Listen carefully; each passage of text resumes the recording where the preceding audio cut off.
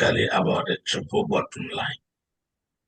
And all along, you know why we are doing this, because everything that we are learning, the principles that we are learning, we want to apply that in logistics and transport.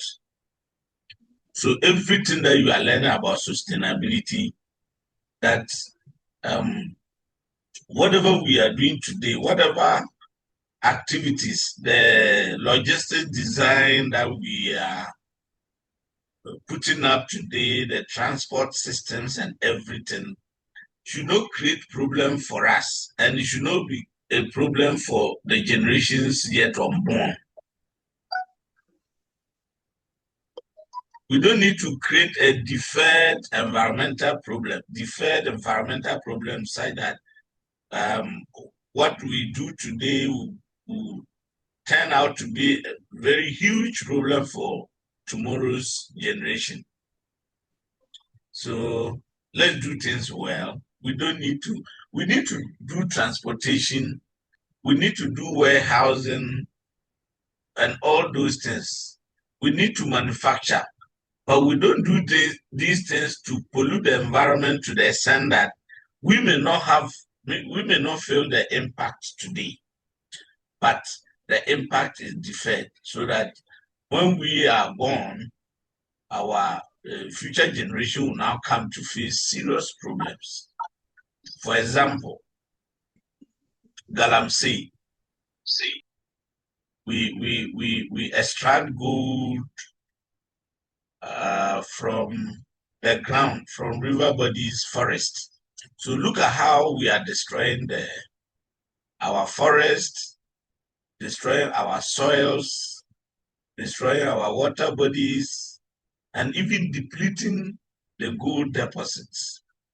Now, today we still have water. Garden water is still flowing. We drink and all that. What about in 50 years' time, when we are likely not to be around?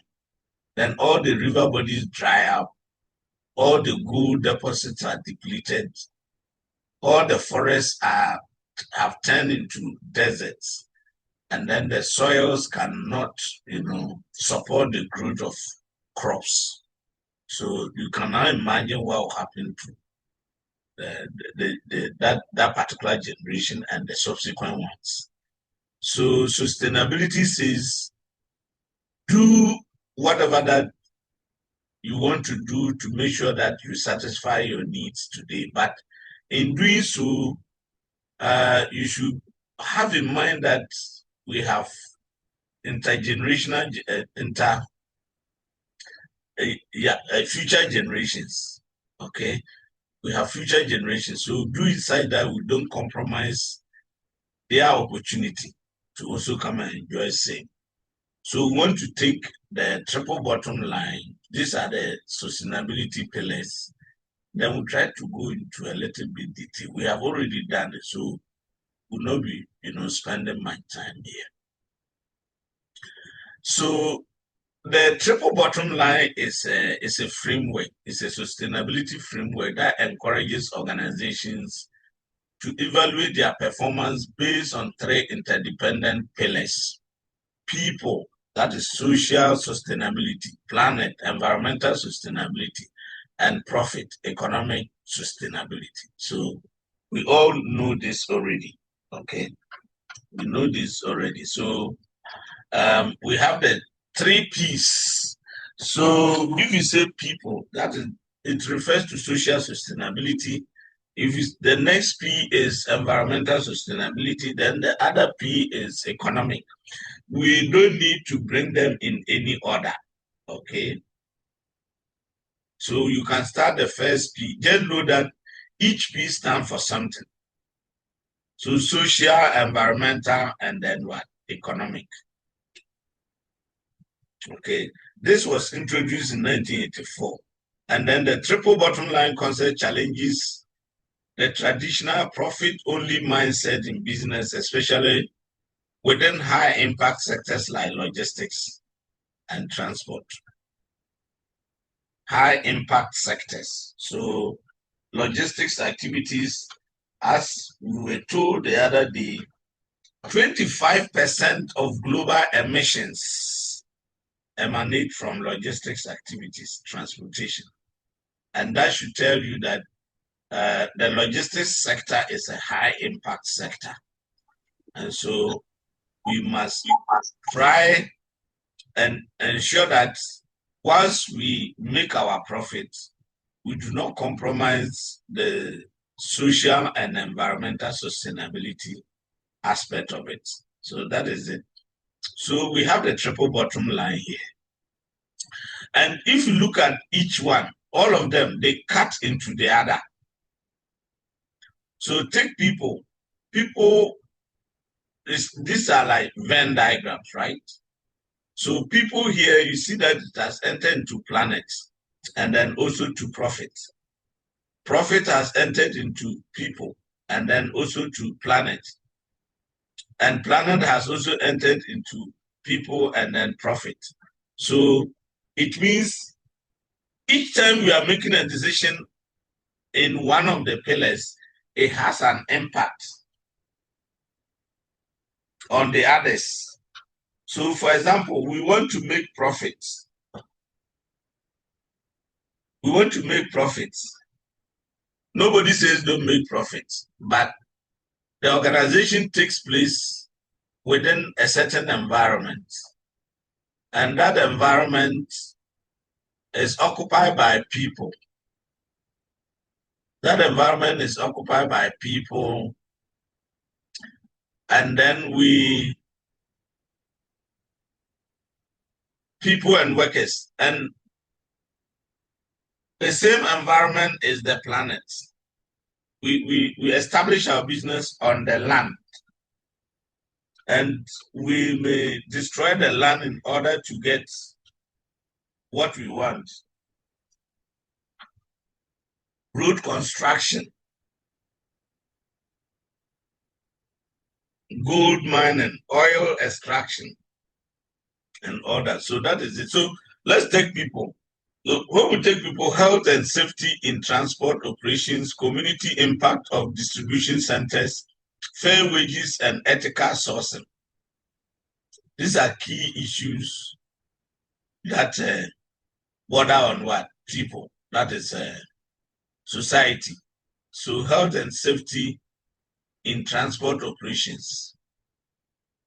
Well, transport operations do not carry themselves. People do it. So do we have measures, safety measures, health measures?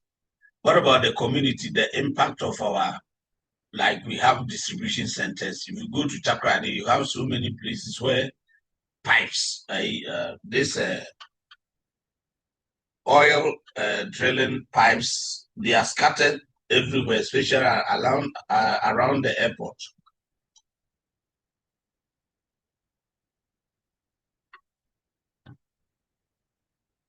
During cocoa seasons, where they transport a lot of cocoa from the hinterlands to Takrady, you see these heavy duty cars, these articulated trucks loaded with cocoa. Then they park around Fijai areas, around the harbor areas. You go to Apawan. Those who are in Takrady, you know what I'm talking about.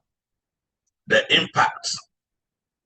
Then when we come to planet, carbon emission reductions, sustainable warehousing, biodegradable packaging. So our activities in terms of people, we need to ensure that we take care of society, and then we also put in place health and safety measures to ensure that the impact on people or society is not severe. Wages, then how we source.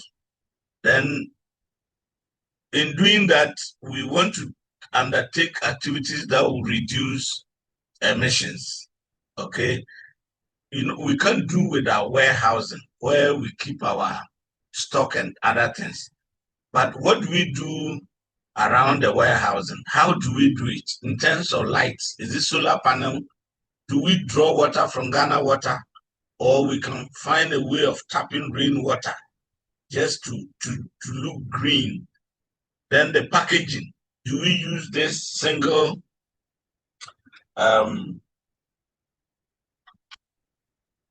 these plastics that we are using, or we need to get innovative ways of using biodegradable packaging, so that after we use what we want, the packages will not destroy the environment.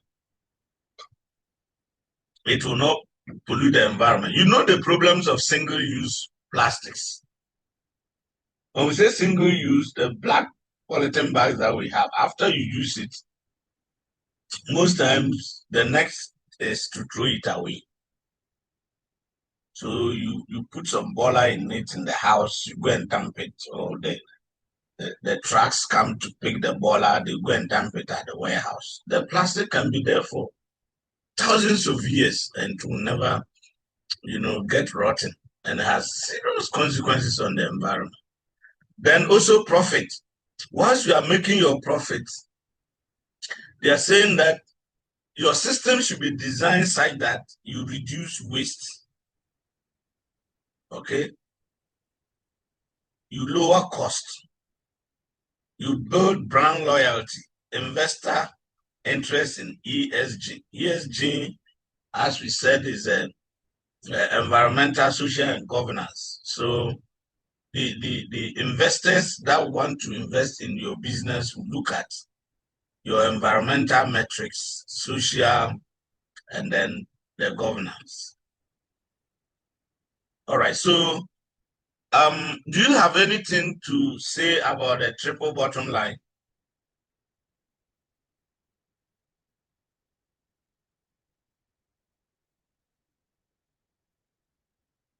Hello? No, Isaac. Hi. So we should move on, right? Yes, please. Okay, so now, this is a framework. They've told you that it's a framework. How do you then use it as a strategic tool? Yes, Doc. Yes. Yeah. Do you want to say something?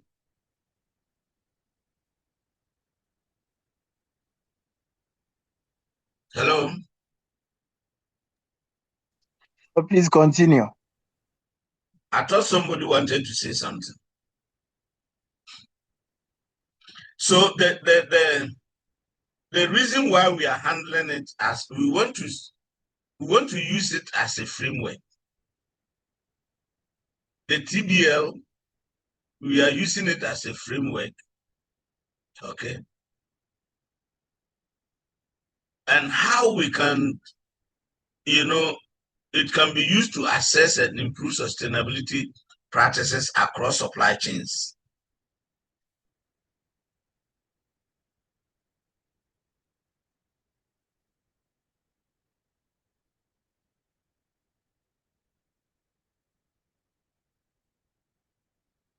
So, as we have already noticed, whatever activities that we undertake should protect the environment, empower people and respect, enhance competitiveness and resilience. Okay, so now we want to link it to the Sustainable Development Goals. And I have selected some. Definitely, we have 17 Sustainable Development Goals. We have a total of them. And you people, anyway, I see people write their thesis, and most of you don't talk anything about sustainability. You just say impact of inventory, impact of supply chain, impact of this, impact. Because you just go, you look at old theses, and then because you want to model your own along that line, you don't want to suffer. You just go and pick something like that. Then you see that the topics are so familiar, you don't know which is which, and it doesn't motivate the marker to give you something good. Try to deviate from that, get something that is relatively new and work, and it will motivate somebody like us. Now, we have the SDGs and then we have 8. The goal of 8, SDG 8, that Sustainable Development Goal 8, is decent work and economic growth. So you see that is directly in line with the sustainability thing that we are talking about. So it promotes sustained inclusive economic growth, improve resource efficiency, achieve full and productive employment. So we are talking about the people aspect, and this one is both people aspect and economic. And when you come to the relevance to procurement, logistics, and sustainability, it fosters inclusive procurement that support SMEs and local jobs, embed fair labor standards in supply contracts.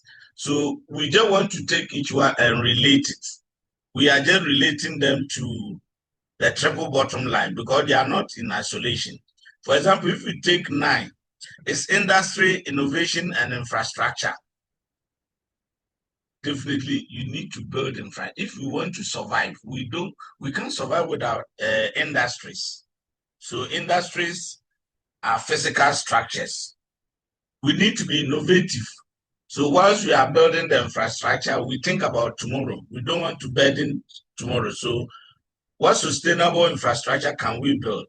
Use innovation, and then the infrastructure, if it is road constructions, bridges, if it is warehousing, develop it such that at least it does not emit, it does not create more emissions. So if you take number 9, so the target is that develop sustainable infrastructure, enhance technological capabilities of industrial sectors, and promote inclusive and sustainable industrialization. And this will encourage investment in green infrastructure, strengthen innovation in supply chains, example, e-logistics, promote procurement of local, eco-efficient technologies, and blah, blah, blah. Now you go to 11, which is about sustainable cities and our communities. And the other day we were talking about even waste management, environmental sanitation. And these are very practical ones now. In fact, since morning it has been raining dangerously. And you know, each time it rains, you know what happens in Accra. So is the city of Accra sustainable? This SDG is 11, sustainable cities and communities. So improve public transport. Is that what we have done in Accra? I'm just talking about Accra alone. I don't want to talk about Kumasi. Let's just talk about Accra. So sustainable cities and communities. What have our predecessors done that today, each time it rains, we have flooding? Serious flooding. Today, I also saw a video about a building that has collapsed. And I think 2 or so people were trapped. Can you imagine the trauma? If, God forbid, you are the one under the trauma, like, I can, you just imagine. And the flooding in town, you have your home, or you've rented a place, and suddenly it rains and the rain comes to flood your room, and then the water is at your knee level, and look at the frustration. Your mattress and everything is gone. No, the trauma. Sometimes it's not about what you just lose, but that the psychological impact that will hit you, it will take a very long time. So when we talk about climate change, all this thing boil down to climate change. You know, the erratic nature of rains these days is one of the major causes is climate change. And what contributes to climate change? Human activities. So look at Accra. Now, if it is raining, depending on where you are in Accra or where you want to go, you need to be very careful. Otherwise, you may leave and you will not come back. Somebody goes to job, he doesn't come back again. So think about the generations before us. How did they plan Accra that today we are bearing all these consequences?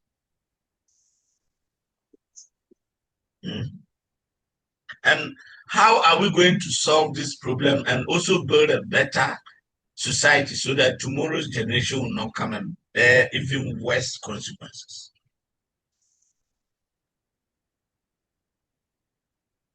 And it is logistics. Last week, or is it last 2 weeks, there was I think a Chinese mall in Ashama, and the whole mall inside, everything flooded, water at knee level. Can you imagine? Sometimes people grant permits for property owners to build at places where they are not supposed to build, especially on water courses, water channels. So we want to build. I must also have a house in Accra. So you do it, either the rain comes to wash the building down or they come to demolish it, then you are crying. And the point I have always advocated for is that the one who gave the permit should be the one who should bear the consequences. Because you have the map, the design of the city, and then you go ahead and grant that permit. So if they begin to punish severely those who grant the permits, I think this thing will stop. And even you are going to build a house. Look at the investment, and you know there's a waterway. Then you go and build it. Why? What will that do to you? Even if you go to a village somewhere in Gomwa, go and build stuff. Is it not better? So if you take that, this one I'm just emphasizing because we are seeing the practical aspect of it. That people, when Accra, they started planning Accra, we were not there. Let's begin from Kwame Nkrumah's time and whatever, up to now. Those of you who are in Accra, go to Dansuma and see how the place is well laid.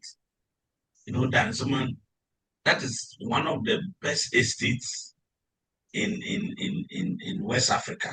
It used to be the largest. I don't know whether it is still the largest. So you get to Dansuma and you see the layout. Everything looks so nice.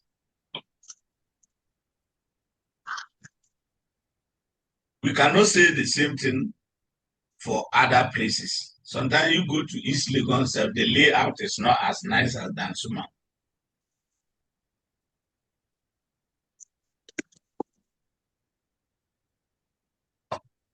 Are you getting what I'm saying? Yes, Doc. Yes, Doc. Yes, we just want to apply. We are talking about sustainability, the principles of sustainability and how they apply to logistics and transport. So I'm just giving this practical example to let you know that when we are planning today, the logistics systems, it could be roads, it could be industries, it could be warehouses and whatever, plan inside that you don't create a problem for the future. Do it nicely so that it will be durable, so that tomorrow people will not come and suffer. So that's why I'm talking so much about this particular one, sustainable cities. That is SDG 11, sustainable cities and communities. And this season, people will be traumatized till the rain stop. Well, each time the clouds are covering the sky, some people are internally bleeding because they know if it rains, they have problem. Then we also have SDG 12, which is responsible consumption and production. This relates directly to natural resource extraction.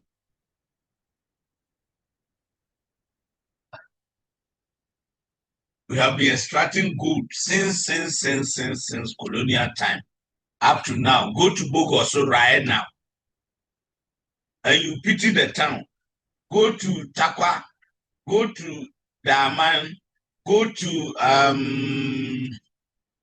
Prestia, Huni Valley, go to Obuase. You where the mine go, just go there. Obuase itself, Takwa, Bogoso, Prestia, Daman, Huni Valley, whatever. I know some of these places. You get there, and the billions of dollars, no city so, have come from the land, the people, the land there. And the city, people are still using public toilets. The road networks are terrible. So what at all are we doing? Do we have responsible production? What about consumption?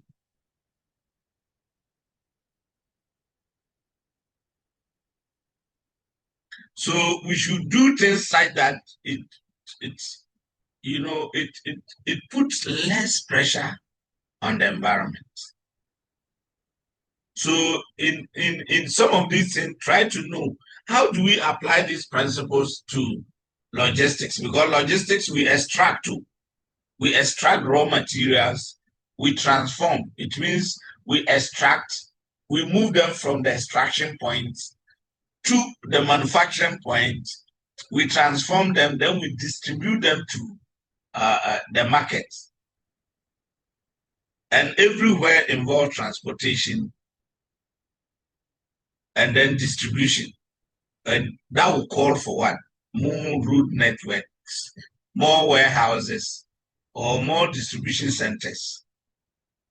How have we designed these things so that it will not create more of the emissions today, and that it will also be there to protect future generations?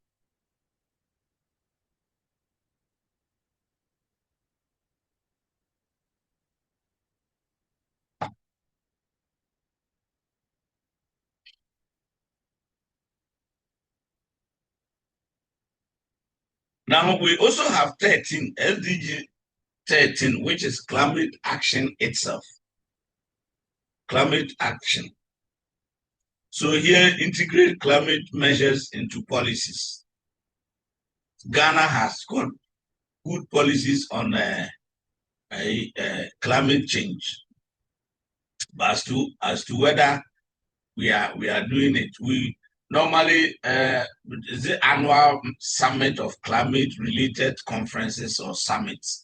We go there and our leaders will talk plenty, but just go to Takwa areas, look at our river bodies, and then you know that we are doing directly the opposite.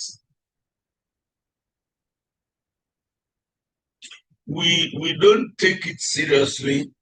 Like this galamsey is like murder, mass murder. But the black man, we don't see it as murder, because mercury, definitely you take it, it will kill you slowly. Children are being born without nose, without, sometimes the eye is on the forehead, one eye, sometimes no ears, one arm, like confusion everywhere. Imagine you are a young lady, you married to a young guy, you want to start a family with joy and everything, then you deliver a baby like that. Just imagine the impact that it will have on your life from now till maybe thy kingdom come. Is it the joy, the happiness that you have been looking for? And this is somebody's irresponsible behavior. Now we are eating contemporary. The fruits that we are eating, bananas from the mining areas and all that, and the water, nobody is safe. All of us are not safe. Only we don't go for checkups and things. And I learned kidney problems are rising, not among old people, the younger generation. The other day in Nigeria, they show a picture of the dialysis center, and you see the young guys, not old people. So what are we doing? We want to enjoy at the expense of people's lives. So how do we apply these principles to logistics? That is the main idea of this course. Application of sustainable or sustainability principles to, logistics policies. Now, in Ghana and across West Africa, the adoption of the triple bottom line framework is gaining momentum as policy makers, businesses, and civil society push for transport systems that are inclusive, climate smart, and economically robust. You can Google later to find out about Agenda 2063, the AU Agenda, I think 2063 on climate change. So please try, because this is about Africa. Then let's see what the policy is all about. It's Agenda 2063, AU Agenda 2063.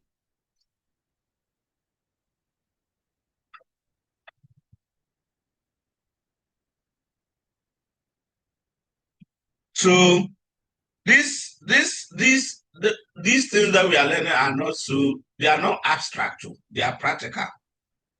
So if you take the social aspect, okay, which focuses on the human dimension of logistics systems, what do we fetch out from this particular dimension?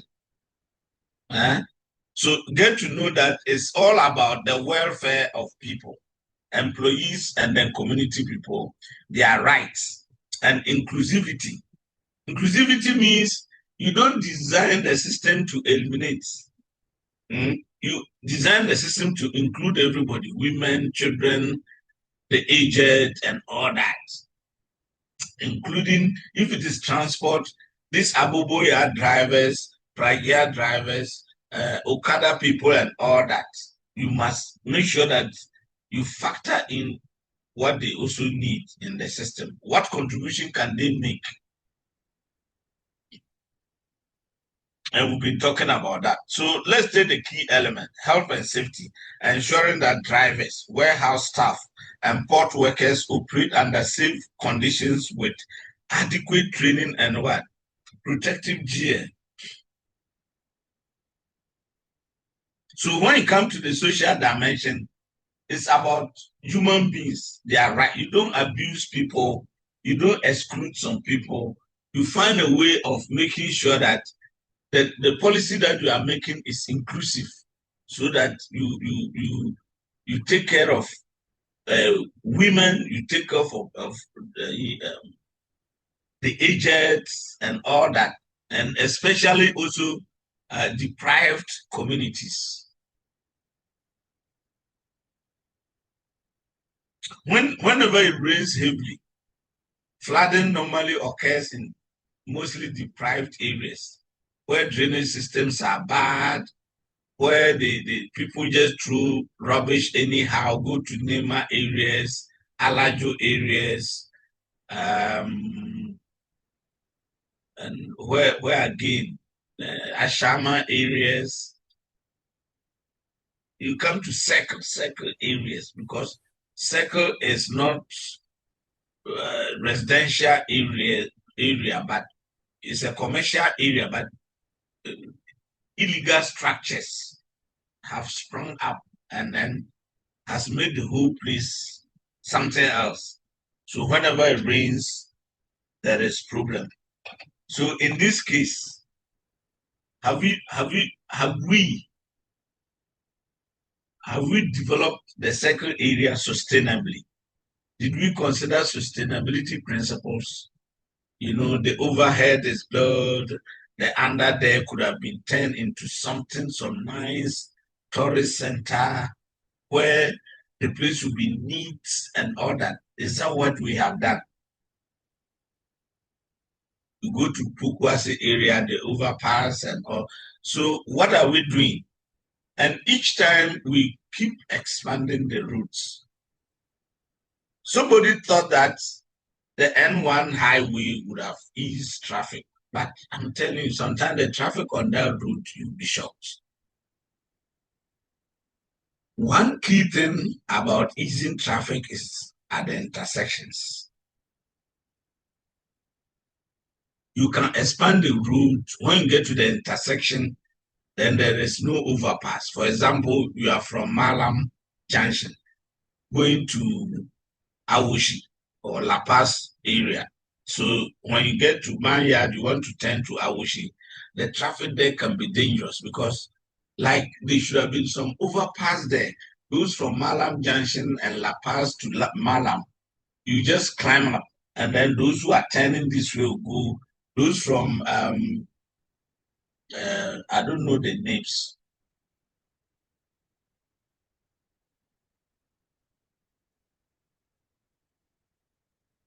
But you see that the roads, maybe 4 lane here, 4 lane here. But when you get to the intersection, then there's a blockade. Then you stand there, stand there, stand there, stand there.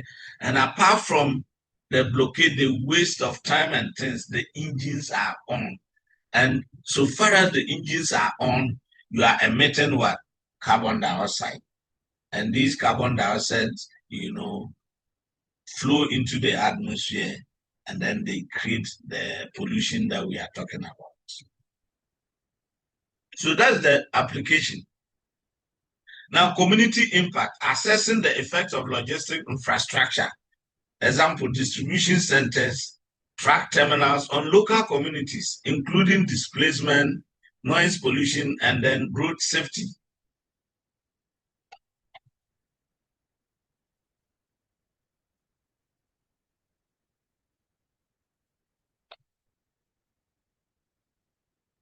Then ethical labor practices, fair wages, gender equity, freedom from child labor, and inclusion of marginalized populations are central to socially responsible logistics. But do we think about these things in our workplaces? Can we contribute a little on this?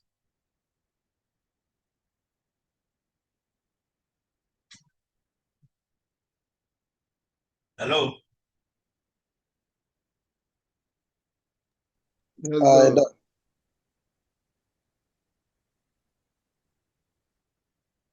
Do we practice this? I know some of you are working in logistics firms.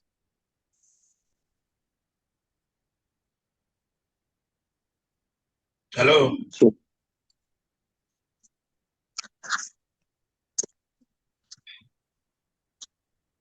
Do we do some of these things?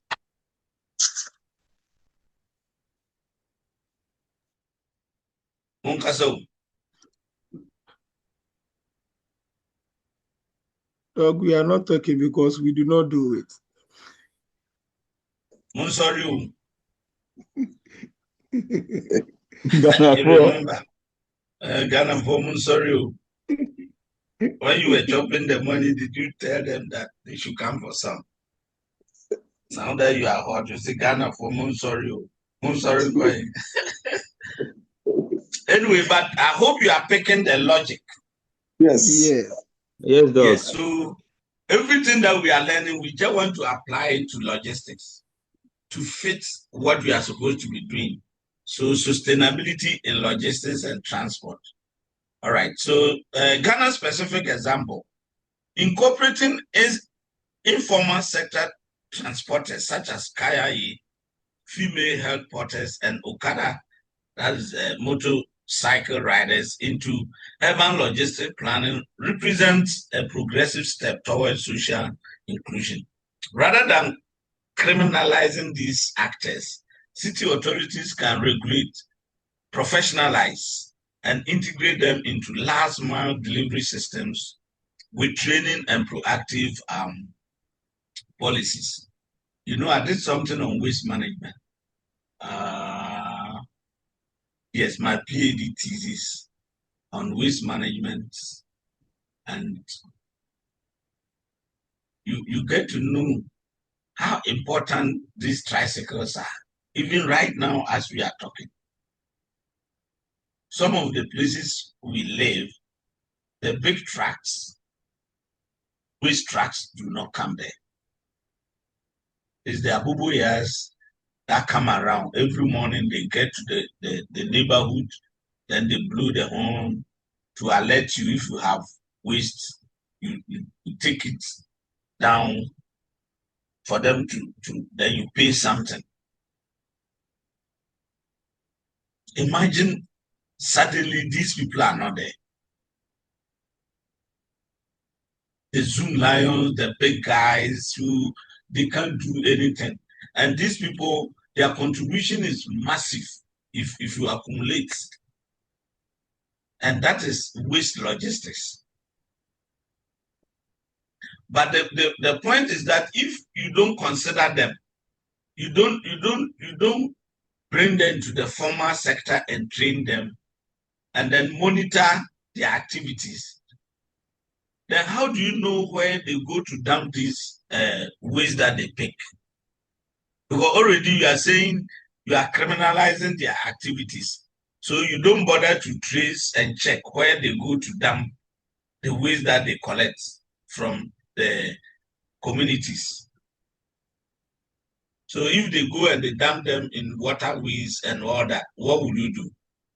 But as soon as you bring them on board, you include them in the professional system, then you register them, you have a database, so you can now monitor and track their activities.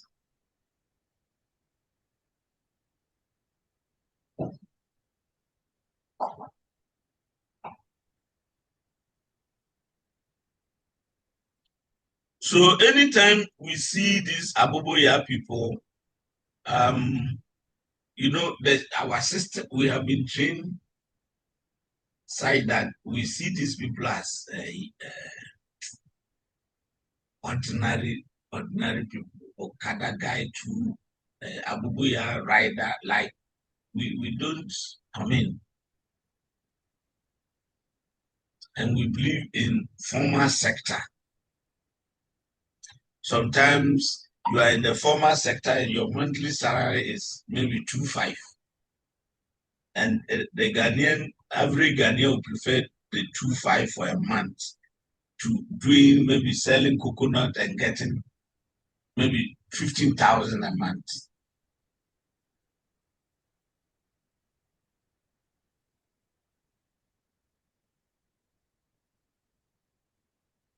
But because every morning you dress, you wear your tie and suit, people respect you more than maybe somebody who has who is selling the coconut. He makes a lot of money every day, but your own comes just at the end of every month. But every day he sees money.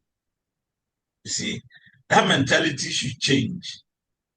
So, in case you are designing a policy or a proposal, you should think about this inclusivity aspect, which is the what do you call it? Climate justice. We'll get to that maybe next week. Climate justice. So, what is the relevance of including the Okada people and all that in our policy? What would be the relevance? It reduces social conflict and resistance to logistic infrastructure projects. It builds trust between companies and communities, improving supply chain security, and it enhances reputation and helps meet the ESG standards required by global buyers and investors.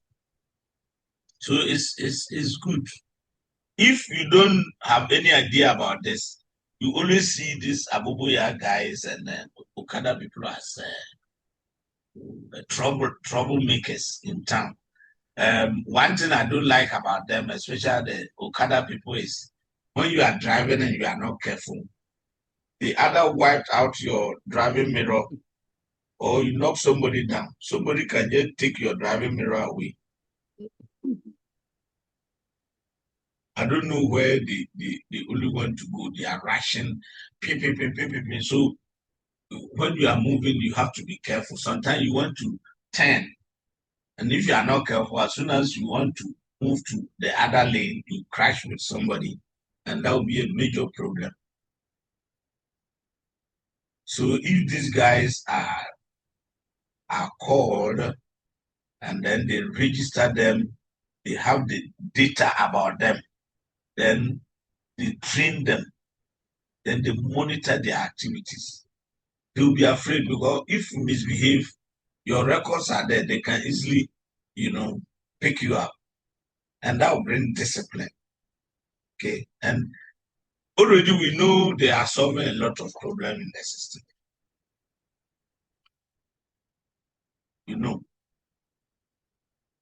In Accra here, we have communities outskirts who may not have this formal taxis and other things. The Pragia people, no, Aboboya people are working. They are doing a lot too. Those who know Kekus, I stayed Kekus for over 4 years. And this Pragia people, they are all over the place. And their fares are cheaper than taxis. So sometimes the taxi drivers tend to fight them. And they're everywhere. Everywhere. If they are not there, I can tell you the queue in town will be serious. Even in Accra. Sometimes you'll be driving this Awoshi Ablikma route and people will stand by the roadside for hours.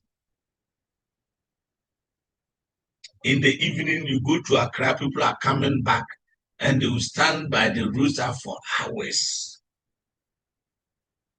What crime have they committed? And if our ancestors have designed a system that way, do we also design it that way or improve upon it so that the future generation do not come to bear this kind of wahalas? Now, we want to conclude on the social aspect by saying that people are the lifeblood of logistics systems. Just get to know about that. Everything that we are doing, it is for the people.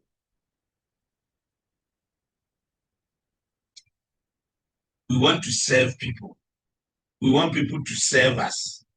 We want to move goods, and the goods are for people. We want to also get raw materials. We need to keep them safe at a place. So we need to develop infrastructure, everything. At the end of the day, everything points out to human beings. Human beings are the lifeblood of logistics systems. Just let it sink in. So prioritizing social sustainability ensures that growth in the logistics sector translates into shared prosperity, equity, and dignity for all.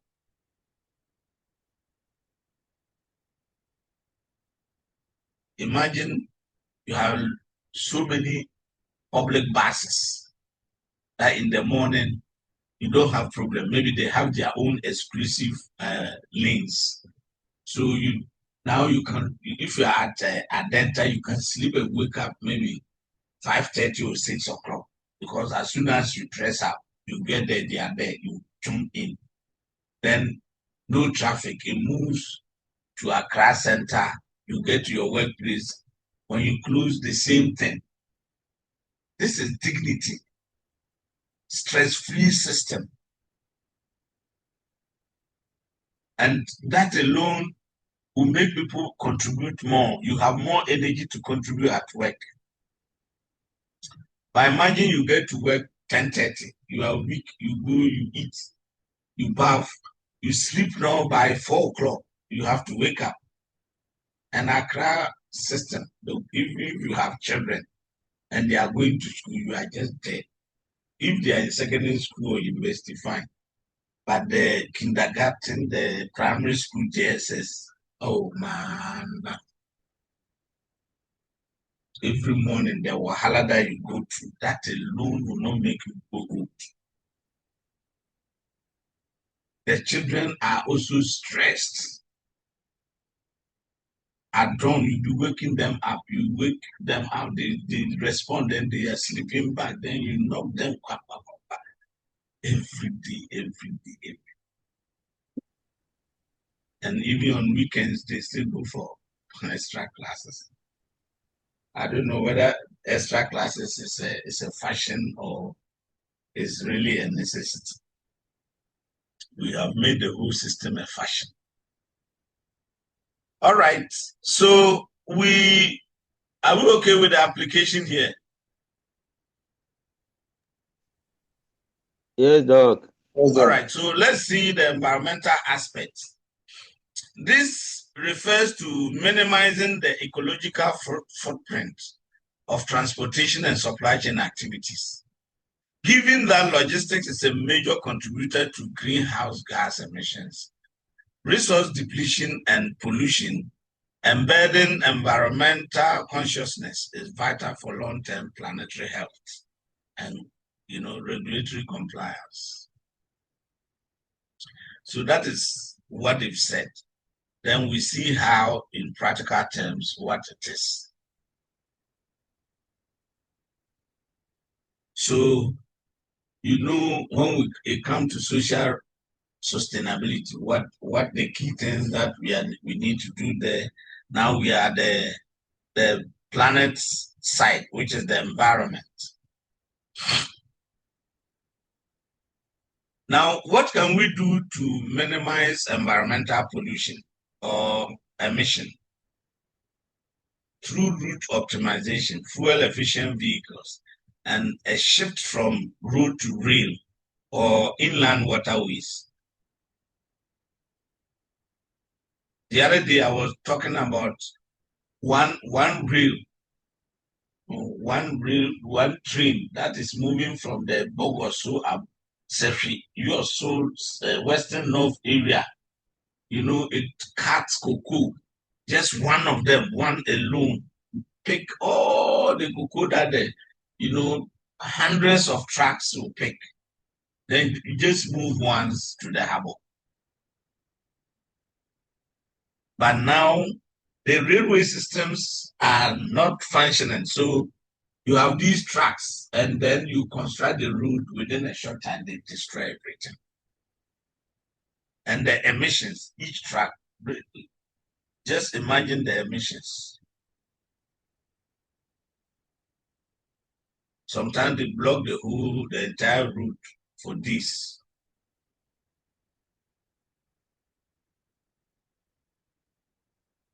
So when we are designing the transport system, in order to reduce emissions, then we ensure that we optimize the routes. You get fuel-efficient vehicles. Mostly old vehicles, they emit a lot. You can buy electric trucks or the hybrids. Then even if it is possible, you shift from road to rail or inland. The Akosombo inland waterways.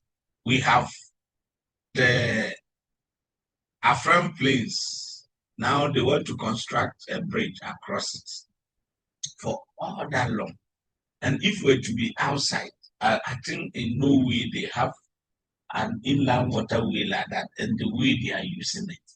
We could have been moving food items from the north through the water river down to the coast here, but will not develop it. So imagine tomatoes from Burkina Faso, the number of trucks and the number of days it will take from Burkina Faso moving through the route from Burkina Faso to Hamlet to Wa to Sola to Bole to Bamboy to Kintampo to Techman to Kumasi to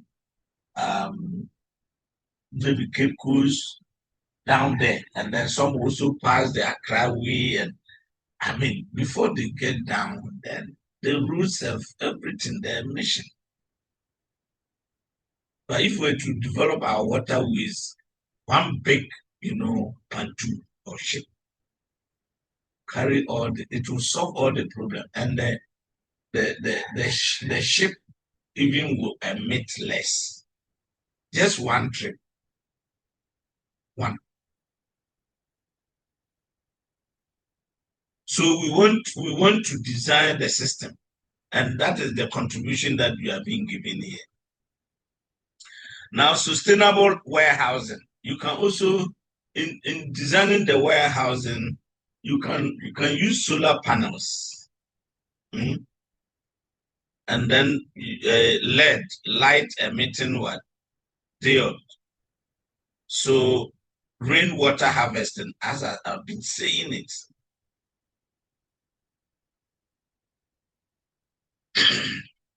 If you don't harvest the rain and you want to depend on Ghana water, sorry.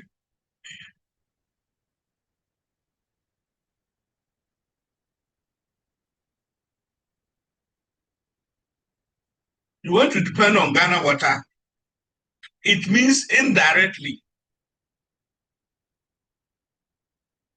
you are consuming electricity, more electricity. Each time you pump water, you put pressure on Ghana water, who also put pressure on ECG or VRA. That is a chain of consumption. But if you build your warehouse sustainably, so you use solar panels to supply you light, you design a rainwater system, rainwater harvesting system. Like this season, that it rains heavily, you store a lot of water, and then you use that water in your activities there. You can have drinking water that you want to find, but other things like using the place, cleaning the place, the washrooms and other things, you have a lot of water from harvested from the rain. So here, if you do this, you reduce the impact on the environment. And that is a principle. It's a sustainable principle we are applying to logistics. Then we have eco packaging and last mile delivery, promoting biodegradable, waste, recyclable packaging materials, and electric cargo bikes for intercity deliveries. So if we do all this, the impact on the environment will be less. And by that, we are contributing to what? We are contributing to saving the environment.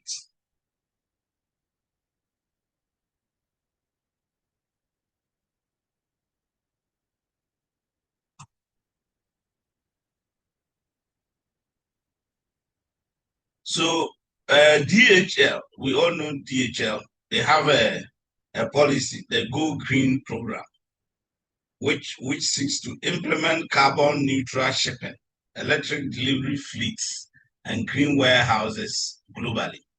So DHL, that's a typical logistics company, global company. For them, air, rail, water, road, they are everywhere. And considering the fact that transportation contributes 25% of global warming, if DHL wants a good name, then definitely you adopt some of these measures. So people now see that, oh, you care. DHL cares about the environment. Their logistics systems are sustainable. They are eco-friendly.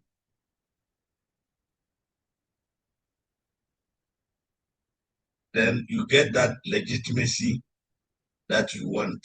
So in terms of investors' confidence will be high in you because they know your activities are helping solve environmental problems.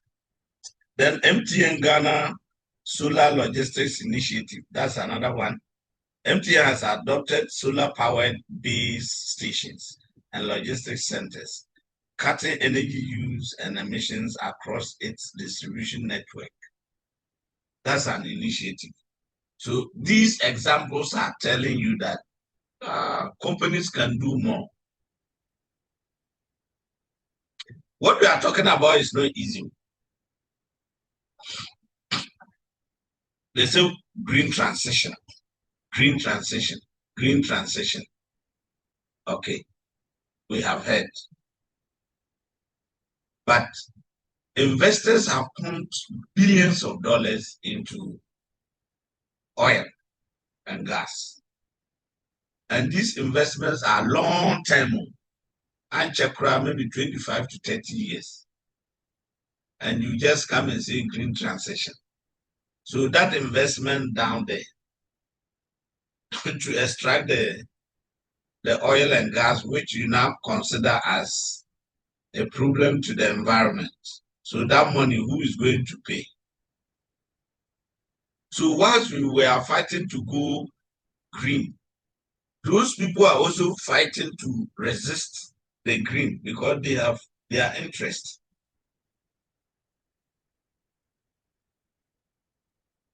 And as I said, in intellectual discourse, when you are arguing, you must balance the argument. You must be impartial. You don't take one side.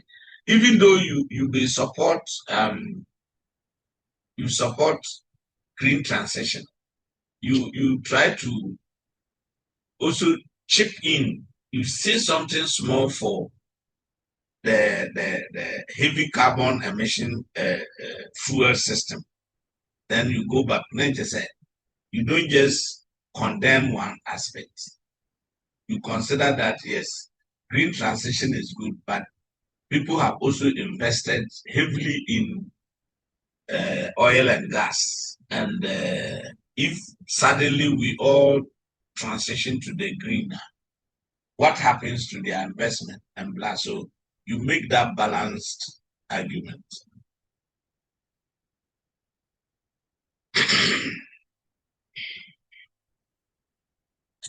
So Ghana's NDC commitment, each time you see NDC, it's nationally determined contribution. Okay? Yeah. Even in logistics, sometimes when you see NDC, it means National Distribution Center. But people, Ghana, we are too partisan. So anytime you hear NDC, people may know it. They just think that it's National Democratic Congress. So this NDC stands for nationally determined contributions. And when we are talking about distribution to, anytime you see NDC, it means National Distribution Centers. Are we okay? Yes, Doc. Yes, Doc. All right. Okay. Then we also have EPA Ghana's environmental permitting requirements.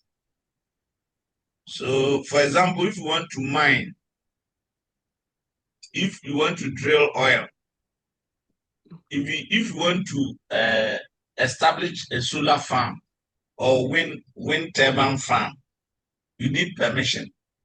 You go through a lot of processes before you come out. And then the permission will start from maybe the Minister of Energy. You have the Energy Commission. And then you get to the PURC. Then you may get to the Environmental Protection Authority. It used to be Environmental Protection Agency. Now it's authority. So you must go through all these stages. And then the permits is, inspection and permission finally will come to the Environmental Protection Agency to ensure that, in fact, you have put in place a lot of measures not to harm the environment, and that what we are doing will rather reduce emissions. So that is that.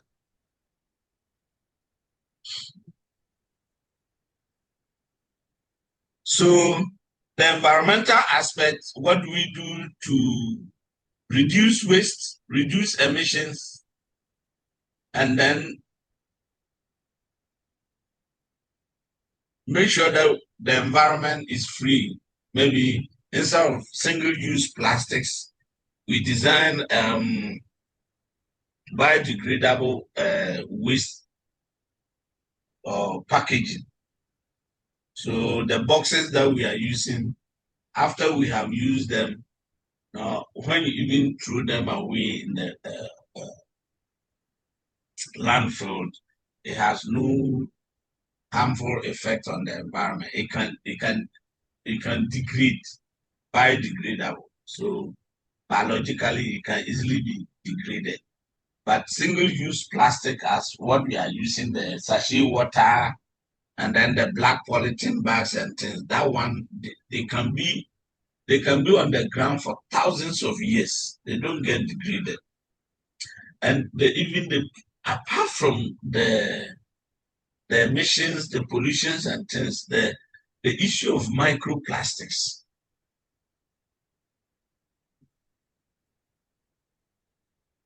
Have you ever bought kinky and you see that apart from the husk, the corn husk, they still wrap the kinky with rubber?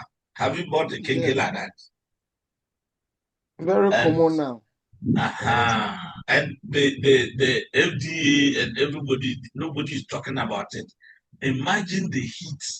So there is microplastics. Everything goes into the kinky.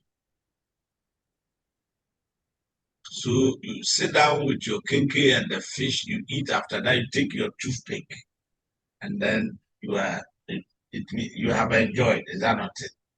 You don't know that you have bought sickness. You are buying sickness every day.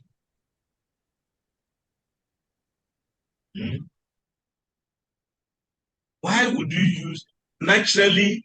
Our great grandparents, they knew that the corn has it's okay. Use it, it's even healthy. Then you use the same thing. Now you go, the plastics, where do they get them? You wrap and then boil this kinky. And plastic. I don't get it. So what in effect we're trying to say is that anything you do to harm the environment, it comes back to you as a human being. You pollute the air. It is you who breathe the air. You pollute the water. It is you who drink the water. You pollute the environment, the land. It is you who cultivate. So everything that we are doing, it comes back to us. And farming is logistics, if you don't know. Farming is logistics. It involves a lot of transportation. It involves value chain, moving from one place to the other, turning the raw maize or corn into something else, and then maize, turning it into chicken feed. And it has a lot of logistics.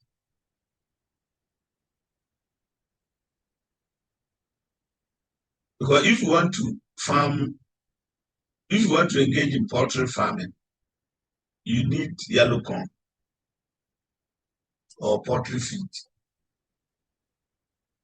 You want to engage in pig farming, you want to engage in cattle farm, anything at all, they must eat. So the linkage is there, and it involves a whole lot of transportation and logistics. You have to move things from one place to other in order to get to,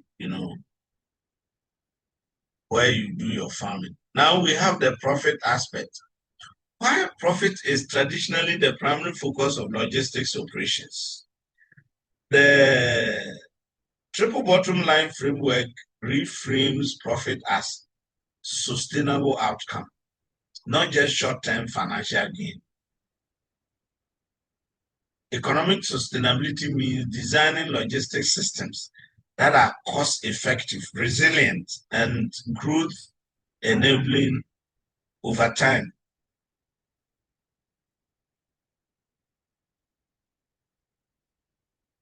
In doing so, you must ensure that you reduce waste in the system.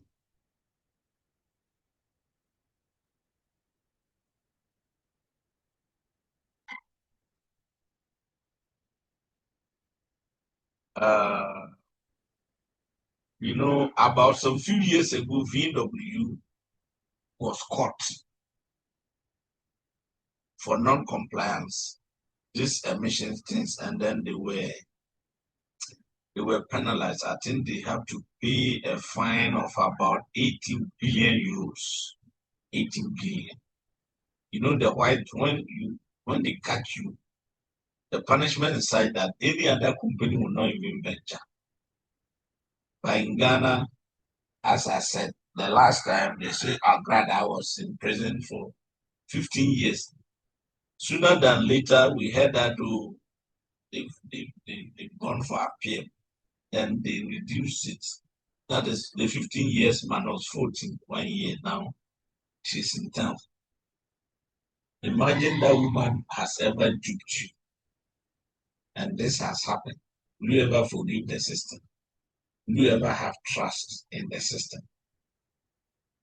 And that is why sometimes when they catch a thief, instant justice, they kill you.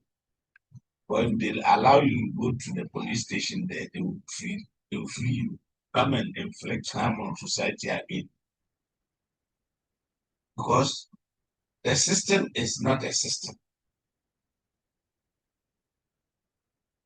It's not a system.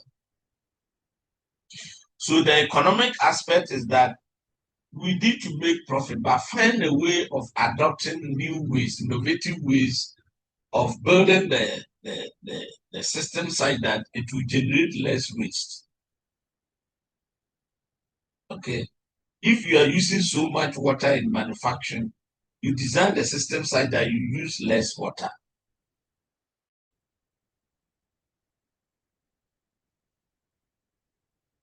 So that the system is there for long. And then the environmental impact is less, but you continue to make your profit. What you should know is that if industries are not there, we will not survive. Because rice, Milo, coffee, beverages, and all that is through industries. So we encourage what? Industrial growth. But each industry or factory or company establishes the factory for profit.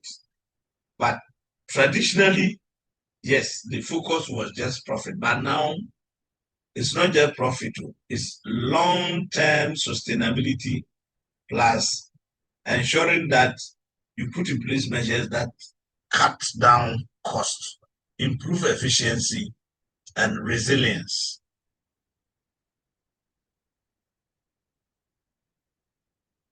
So in terms of the economic sustainability, waste reduction. So efficient fleet management, packaging reuse, and returns optimization directly reduce operational expenditures. Brand loyalty through sustainability. Consumers and business-to-business clients are increasingly making purchasing decisions based on environmental and ethical credentials. Yes.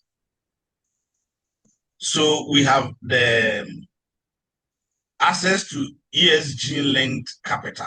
Financial institutions and investors increasingly favor firms with environmental, social, and governance compliance. So even though you are there to make profit, people are watching you. And if your focus is just profit without thinking about the other aspect of sustainability, then we can reject you. Maybe a time will come very soon, a company will go to the bank to look for capital or a loan. Then they ask you about your environmental, like ESG compliance things. Very soon it will come. And you have to prove that. If you don't have, they may decide not to give you the loan. And that is where everybody will now be very serious. Now, Ghana government can get some monies if their energy transition policies are good, and then they see that you are making progress. Then there are investors that are there who can give you more money to invest in the green transition policies and other things. But if they assess you and then they see that no, maybe you are talking about it, but you are not doing it, there is something we call greenwashing. Who has heard that before?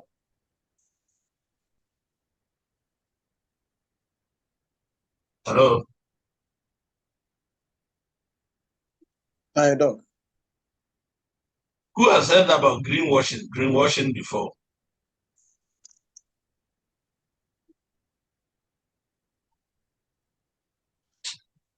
If no, say no. If yes, say yes. Yeah, no. Yeah, so note it down, go and then Google it. Greenwashing. Greenwashing. Making product company activities.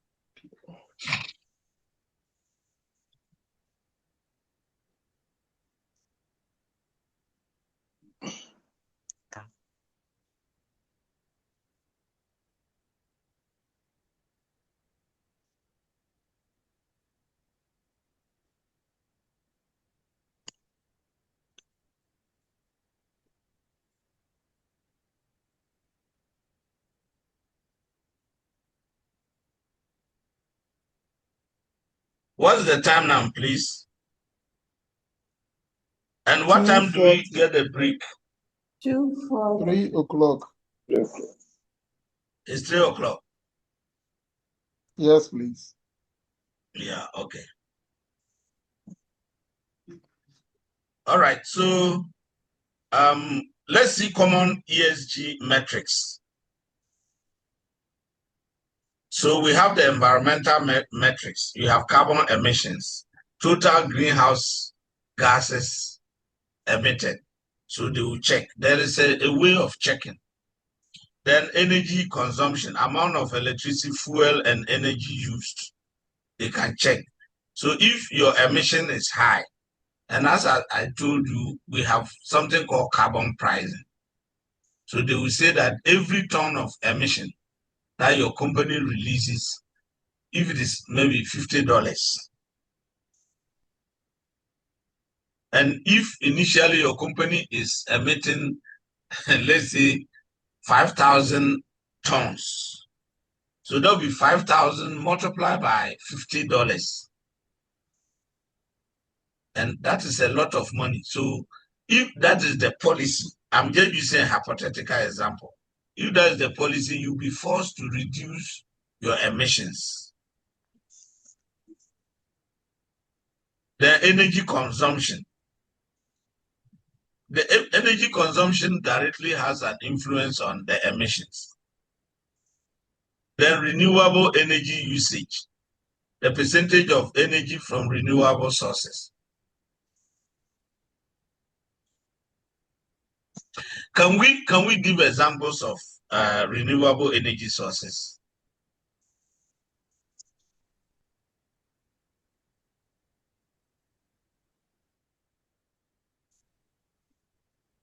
Already we know fossil fuel.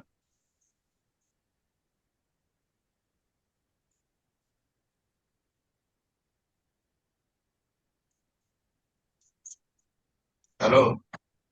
Yes. Can we give examples of renewable energy sources?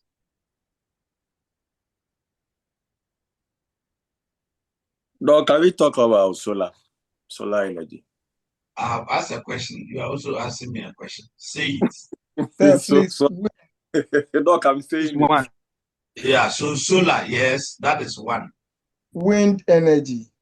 Wind energy, yes, is true. Hydropower. Hydropower, yes. Hydropower. Biomass is energy. Yes, biomass is energy. And Biogas. so biogas, this is what they said we should move to. Okay. Now, when we say renewable, it means that the sun is there. Whether you use it or not, it's there. The sun gives energy. So whether you tap it or you don't tap it, the energy is there. Wind energy, the wind is blowing. Whether you set up the turbines to tap the energy from the wind or you don't do it, the wind is blowing. The river is there. If you construct a dam and then they turn the turbines to generate energy, the river is still flowing. If you don't do it, the river is still flowing. And the basic definition of renewable is that they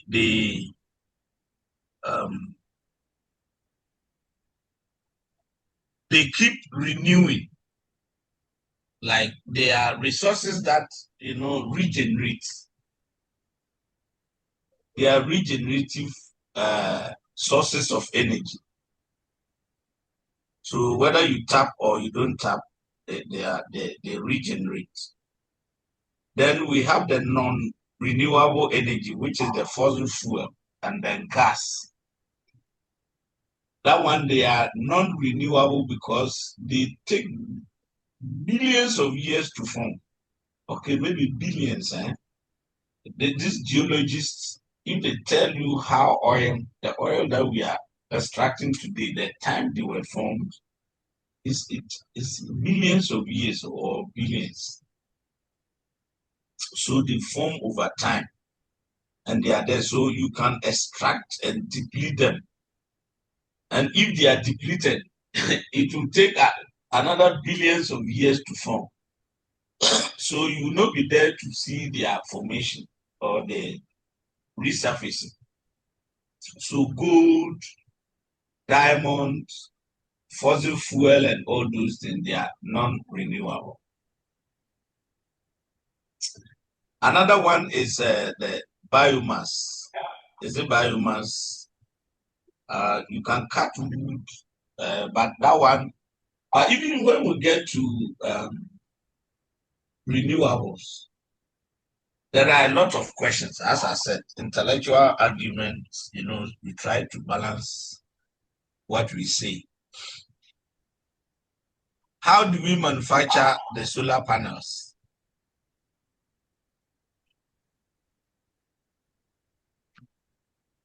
And do solar panels use batteries? Do they use batteries? Yes, they use batteries. So how do we get the batteries? Now there is something called lithium lithium, and then rare earth minerals. They are used to manufacture batteries for electric vehicles and other things. How do we get them? You have to mine.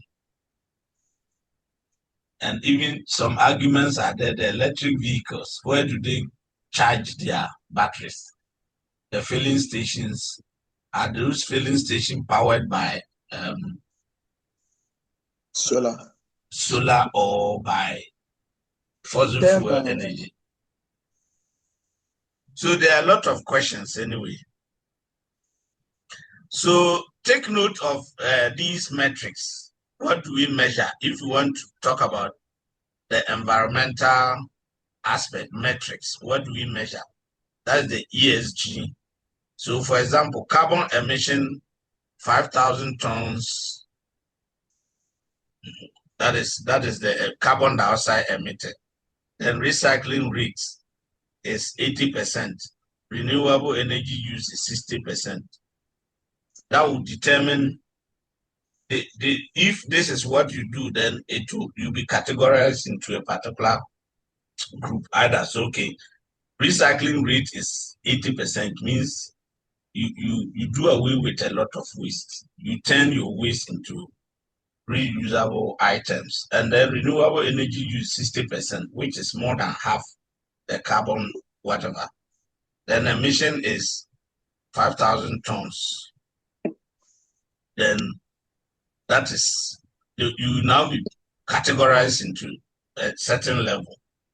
Then we have the social metrics, which talks about employee turnover. Each time we talk about turnover, what it means is that the rate at which people enter into the organization as employees and then they leave. So each time you have high turnover, employee turnover, it means things are not good. People get employed in the organization, within a short time they run away. Another set of people come in, within a short time they run away. It means there's high labor turnover, which does not speak well to an organization. But if, on the other hand, you may have an organization, people get employed there, and some, they end up, going on retirement, they stay there very long, and it means things are okay there. So one metric that you can use to measure the social impact is labor turnover. Now, labor turnover is negative, but inventory turnover is positive. So if you have high inventory turnover, it means the rate at which your items are moving. It means the demand for the items are high, so they are moving. So, and then you replenish. So labor doesn't speak well with the organization, but if your inventory turnover is high, it means the rate at which the items are moving is fast. So that means more demand. So we have employee injury rates. That means if the injury rate is high, it means the safety measures are not adequate. Employee training hours, gender diversity, employee satisfaction, community investment, customer satisfaction, human rights compliance, local employment rates.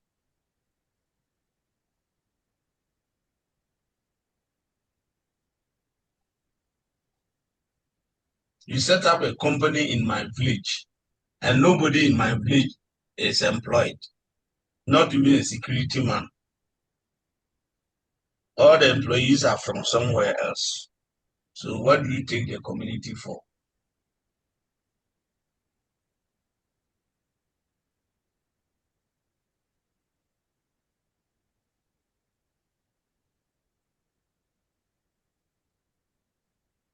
Okay. So mining company report 40% female workforce. Good. 2 workplace injuries per year, which is not too much. Then 5 million Ghana cedis invested in community projects. That depends on the size and then what the company does. So that's okay. Then you have the governance, board independence, board diversity, anti-corruption compliance, ethical violations, executive compensation, transparency, audit findings, regulatory compliance, whistleblower cases, risk management effectiveness. So these are also the metrics that can be used to measure the governance aspects. So we have the ESG metrics, social, environmental, and then the governance. So for example, 70% independent board members, 0 corruption cases, annual external audits completed. Okay. So that means you are clean. So when investors want to, invest in the company, then they will look at all these metrics to now measure that, in terms of ESG, you are performing well, so we can grant you this amount, we can support you with this grant, and blah, blah, blah, blah. And as I said, the time will come, maybe there will be, you may go to the bank to borrow money and they will ask of some of these things. Okay, so it's almost 3 o'clock. As I said, Sundays is not easy for me. I start from 7 o'clock, then where we are going. And today, yesterday, I couldn't meet one class, so they suggested that after your class, maybe 8 o'clock, I have some few hours with them. Next week, we are ending, right? Yes, Doc. Yeah, we are meeting face to face. Next week. Yes, please. Yeah. So it means next week, Saturday and Sunday, I'll be on campus. Saturday, okay. And when is your exams set? First week of July. Pressure. So then you have a lot of time. Hey. There's no time. This time we have 3. We are writing 3 papers. But I don't know whether my other class, the ones that I handled them this morning, total quality management, they said next week they are supposed to be writing their exams. I don't believe in what they are saying. Next week is a first. Anyway, so let's just go on break and come and see what we can do. Okay. Okay. Doc, please, what time do we do? It will be 30 minutes time. Hello, Doc. Hello. 3:30. Okay. So by 3:30. All right, Doc. Doc, please, I'll call you right when we go to bed.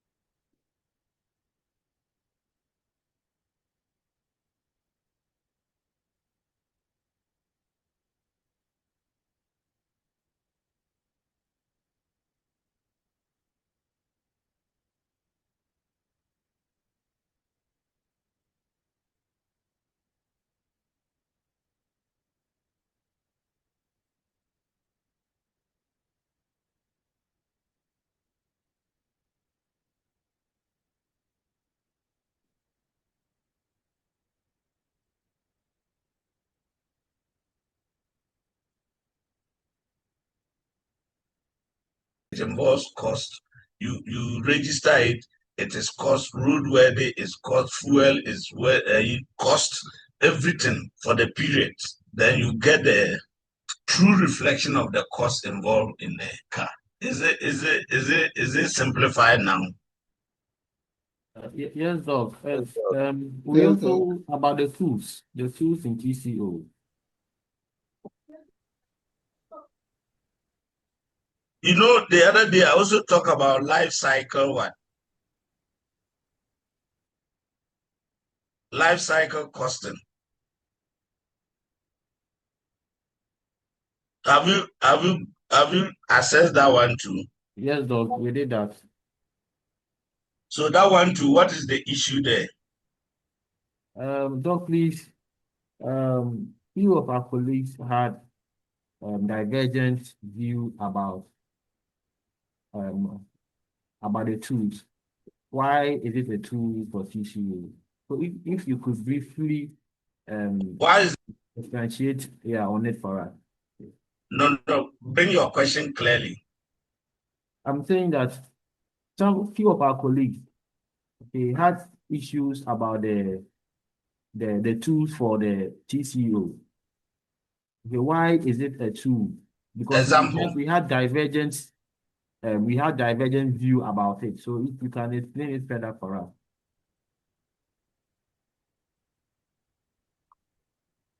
When we say a tool, how in the first place, what would be your understanding? Look, for a tool is any item that is used to do a work. No, in this case, it's not an item. Okay, you are talking about tool as in maybe spanners, pliers, and whatever. But in this case, we are talking about procurement and keeping records and then maintaining the true reflection of cost. And so when we say total cost of ownership is a tool, we don't mean it's an item. We mean it's a strategy. So we use tool here as a strategy to be more transparent and accountable.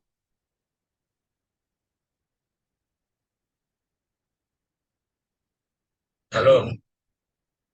Yes, so please, we are listening. Yes. So the tool that is used here, is it part of the question that I gave or what? No, Doc. It was on the notes given to us. The tools How is it framed? How is it framed? Frame it well for me. Because total cost of ownership is a concept in procurement or supply chain. Okay. So how is it framed that is giving you serious confusion? Doc, we had tools and then techniques on the notes just for the life cycle and the other ones too. Yeah. So we wanted to know. No, those tools are used to measure what? That is what I want. You know, I'm not reading that part. The tools are used to measure what in the notes? Doc, a moment. I want to.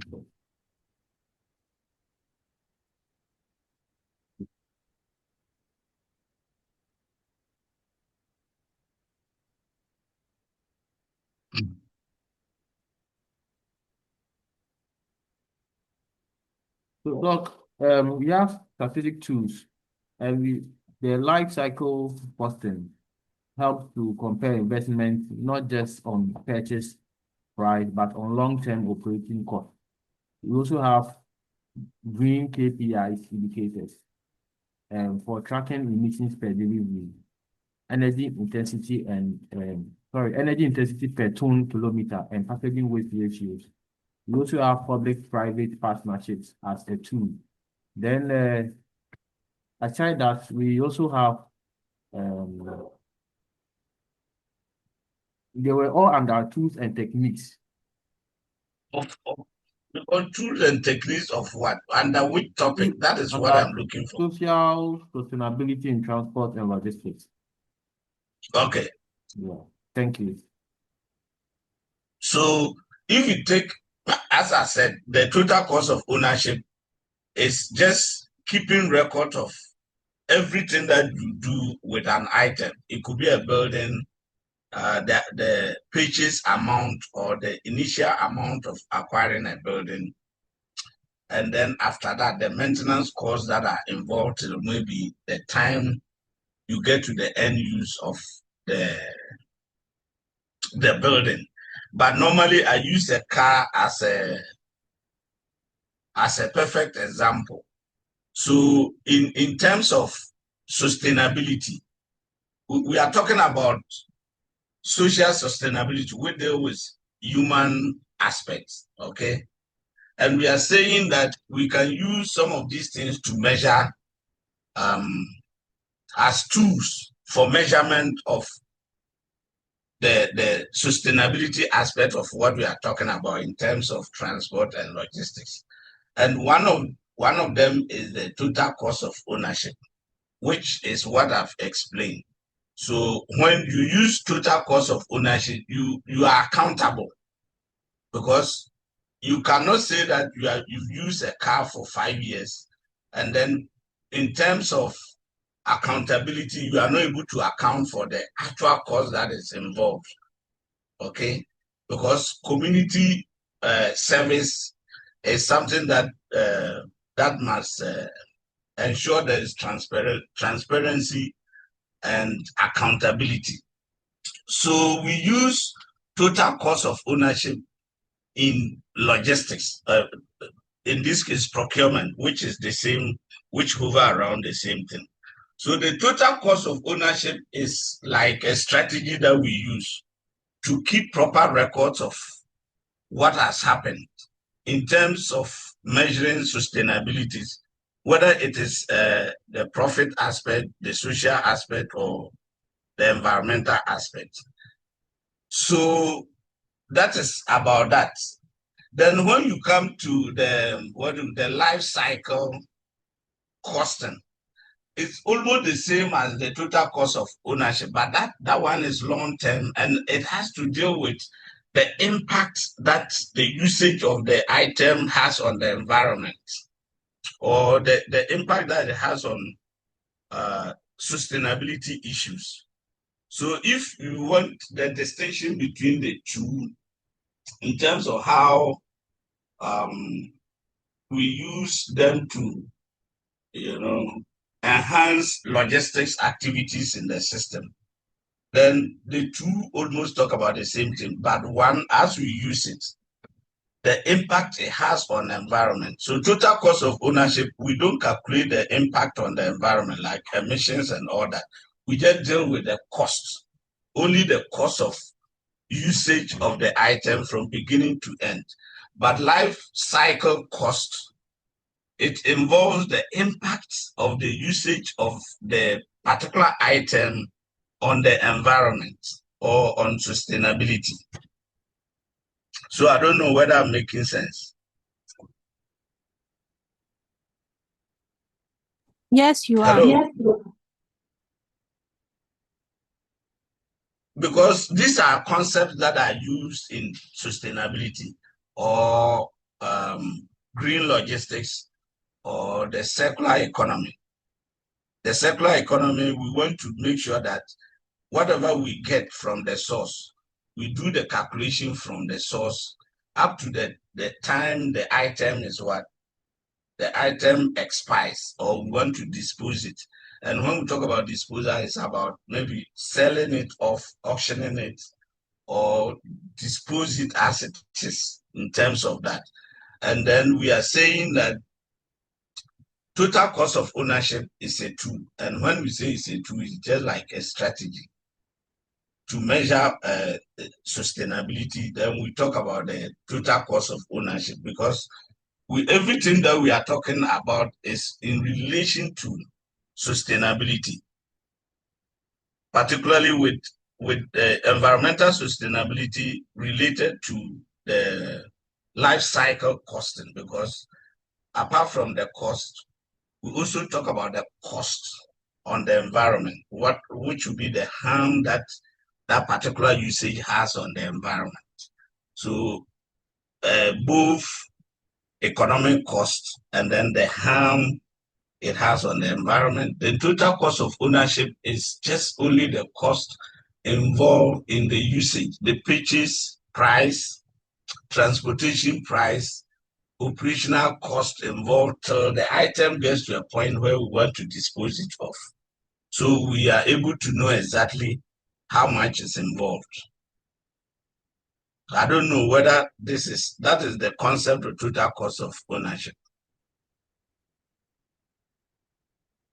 Unless maybe you are not so specific, because we can use it in context. And if I get the right context, then I'll be able to maybe speak to it. But right now, I'm just explaining it as a concept, or explaining them as concepts. Sorry. Yes, Doc. We are okay Yes, now. if you place Proceed. it in a context, it will be better for me. Otherwise, I'm explaining it as a concept. Doc, we are okay. We can proceed. Now, I want you to be sure of what is happening, because these concepts are not anything difficult.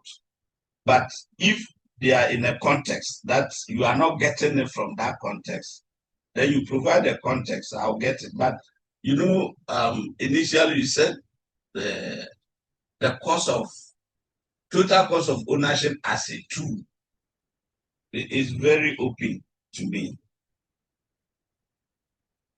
But if you say it's a tool used to, how is it a tool used to do ABCD or to enhance ABCD? Then you put it within a context. And in that case, I can speak in terms of specifics.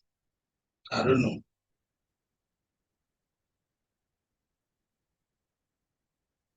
But how is it bothering you? How is it bothering you, like the understanding?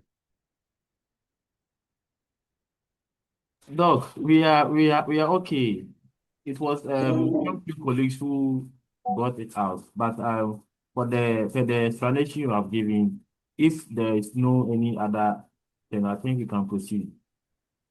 Yeah, but I would really like to help if it's structured in a context that can make you understand how it is framed as a tool, so that you get it. Your understanding is key. Doctor, they are Because also it cannot hang on its own. Using it as a tool, it means it's defined within a certain context, and that is what I wanted. Yeah, Doc, I get you. They are not reaching out, so we can proceed. Okay. Thank you, Doc. All right. So now we want to take up this. I hope you've seen what is being there. Have you seen it on the platform? Yes, Doc. Yeah. So that's systems theory.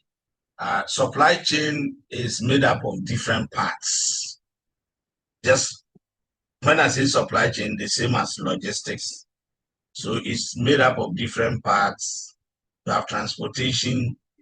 Transportation is linked to inventory or warehousing. Technology is somewhere there. And all that will come together to make logistics. So when we say logistics, it's not just one thing. It's one thing with different parts. And when you are taking decision on one part, you need to consider the rippling effects on the other parts. For example, if you want to, you are a distribution company and you want to centralize your warehouse in Accra. The whole country, you have a centralized warehouse in Accra. What it means is that you now supply your product from Accra to all the 10 regions. In this case, you want to cut costs on warehousing. So instead of building warehouses in all the regions, you just get one centralized one in Accra. So I want to cut costs on inventory. Fine. Now, truly you have cut the cost, but there's trade-off. What is the trade-off? The trade-off is now you have to ensure that you have very efficient transportation to be able to move all the items efficiently, timely to all the regions. So even though you have beat down costs in the centralized warehousing, part of that cost that you have reduced have shifted to transportation. And transportation will not be reduced. The cost of transportation will not be reduced because you have to move the items to all the 10 regions in Ghana. Okay, so there is that trade-off. Now, on the other hand, if you want to build warehouses across all the 16 regions, it means the cost of the warehousing will increase. Transportation will reduce. But okay, I want to reduce transportation, so let's build warehouses across the 16 regions. So when you do that, transportation costs will reduce, but warehouse costs will increase. How do we balance it? Where do we strike the equilibrium? That in touching one aspect of the system, it does not adversely affect the other one. So that is what we want to do. And we are using the systems thinking or theory to analyze what I've just said. So in logistics, just like the triple bottom line, where you take a decision of the economic aspect, decision on economic, it has influence on the environment, it has influence on the social aspect. If you go to social, the same thing. So it's a system, okay? One system, but with many parts. So if you touch one corner, the other one there will be an impact on the other half. So we think of balancing it. So at the end of the day, there's an equilibrium. So we use the systems theory to analyze what we have just said. And the system theory is a way of understanding how different parts of a system interact to influence the behavior of the whole. The behavior of the whole. So sometimes government wants to provide solution by subsidizing fuel. That is good news, but I can tell you that subsidy will have negative impact somewhere. So if you want to now subsidize the fuel, what do you do so that the impact on the other parts of the system is not negatively affected? So that is what the systems theory seeks to do. The systems theory teaches that we can't fully understand a system such as a supply chain by analyzing its individual components alone. Because if you want to analyze, you make sure that you consider all the components, then you do the analysis to arrive at an equilibrium, decision, so that I want to support society in one corner. Then that support will lead to creating another problem somewhere. So we have examples ahead of us. Okay. Now we must examine how these components interact over time.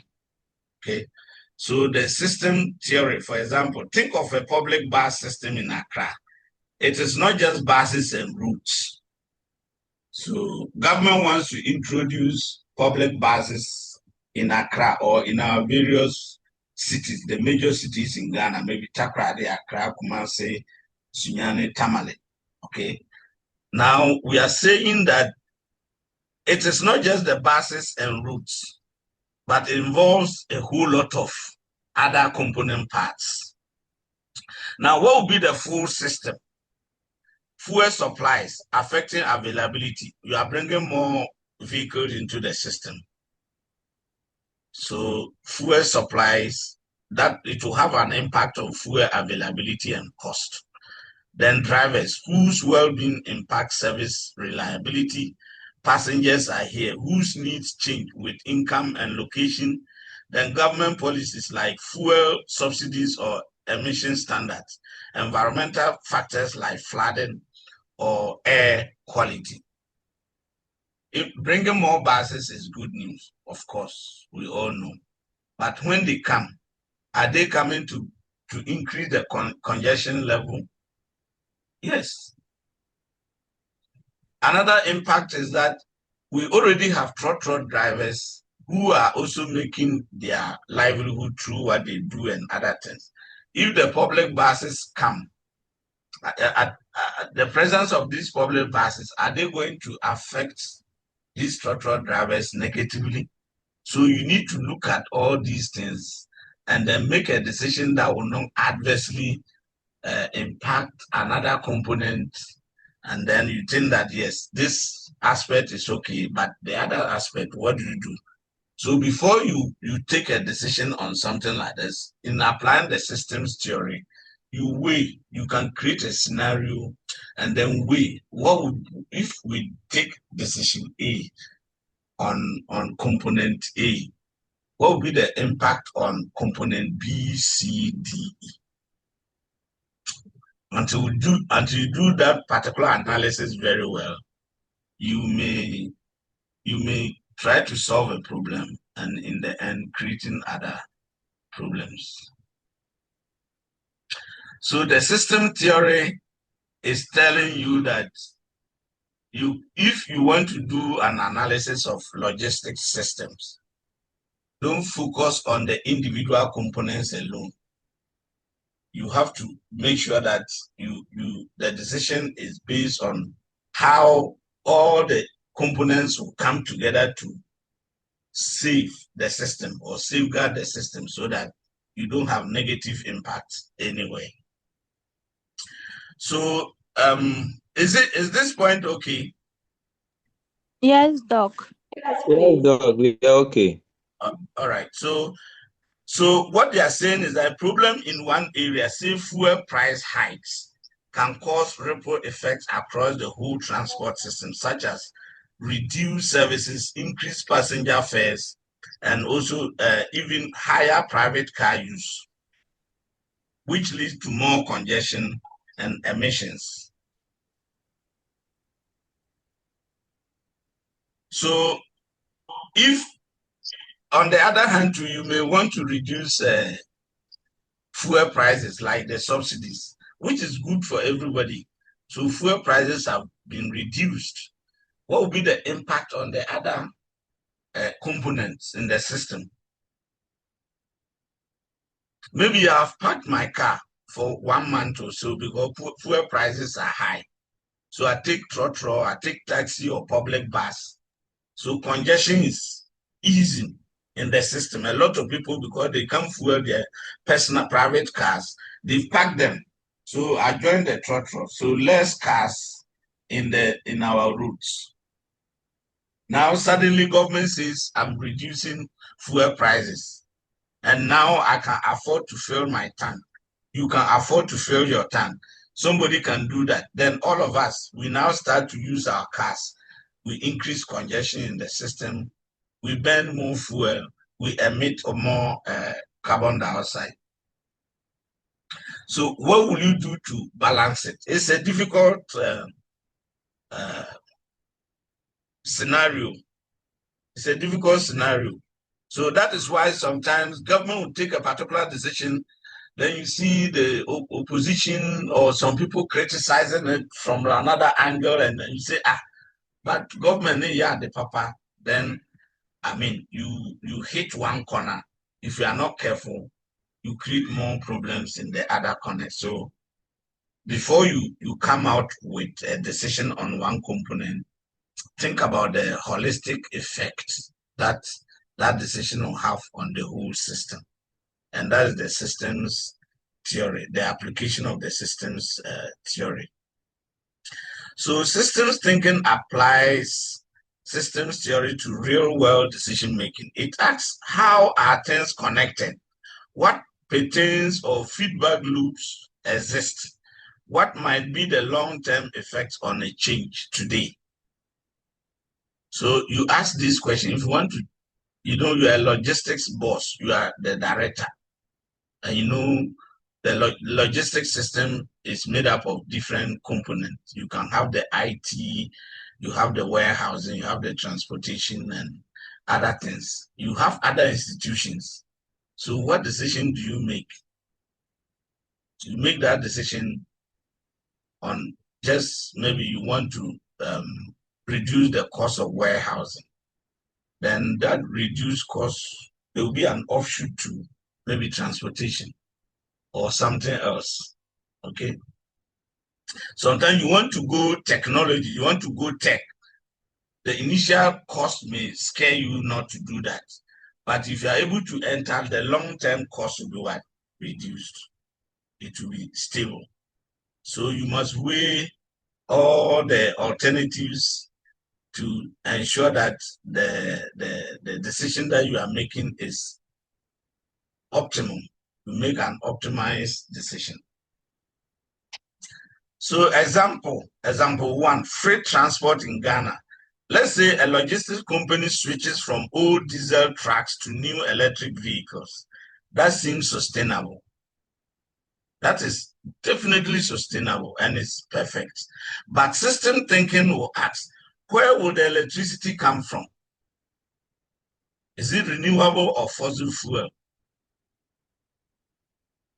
The decision is we want to switch from diesel-powered trucks to electric vehicles. Electric vehicles, we don't take fuel, carbon fuel. That is okay. But the system theory will ask you, where will the electricity come from? The charging. You need to charge these vehicles. So the electricity, where is it coming from? Is it renewable or fuel-based? Then you ask another question. Is there charging infrastructure on rural routes, our rural areas? So you just want to make a decision, yes, because they say energy transition. So from now onwards, we want to do away with all the fossil fuel vehicles. Then we buy electric vehicles. Number one, they are asking you because you don't want to emit what? Carbon dioxide into the atmosphere. So going electric is perfect. But where do you get electricity to charge the cars? Then number two, do you have the charging infrastructure, especially along or in the rural areas? Then will delivery delays occur due to what? Charging times, the times it takes to charge. If there's power outage, how do we even charge? So you ask so many questions. You just want to take one decision, which is good. But if you apply the systems theory, then you have to ask all these questions so that you try to, you know, optimize the outcome of the decision. Now, without thinking, one green solution could unintentionally create higher system-wide emissions or inefficiencies. Example 2, banning informal waste transporters, Abubuya. Okay, from today onwards, we don't want them. Some city authorities propose banning informal tricycle riders from safety and order. But what happens if waste collection drops due to fewer haulers? Like now, all the Abubuyas, we ask them not to collect waste, we ban them. So now along with the highly formal one, Zoom Lion and other things, are they enough to be able to collect the waste? How much waste is generated daily in Accra? And how much can be collected by this formal waste trucks. Informal workers will lose their income. That's another thing, because some of them, that is the business. That's also the work they do to survive. Now you ban them. Number one, when you ban them, do the formal sector have the capacity to be able to collect all the waste, especially the additional waste that the Abubuyas were collecting? Number two, do you create new jobs for them? Because as they go around, they collect 5 cedis, 5 cedis. At the end of the day, they get their commission. They also settle them, the owners. If he's the owner, then he knows how he goes about it. But it brings food to the table. So as you are taking this decision to ban their activities, do you have alternative job for them? You ask that question. Now, illegal dumping increases due to collection gaps. Now that you have banned them, the former Zoom Lion people and other things, they cannot collect all. And because they can't collect all, illegal dumping will increase.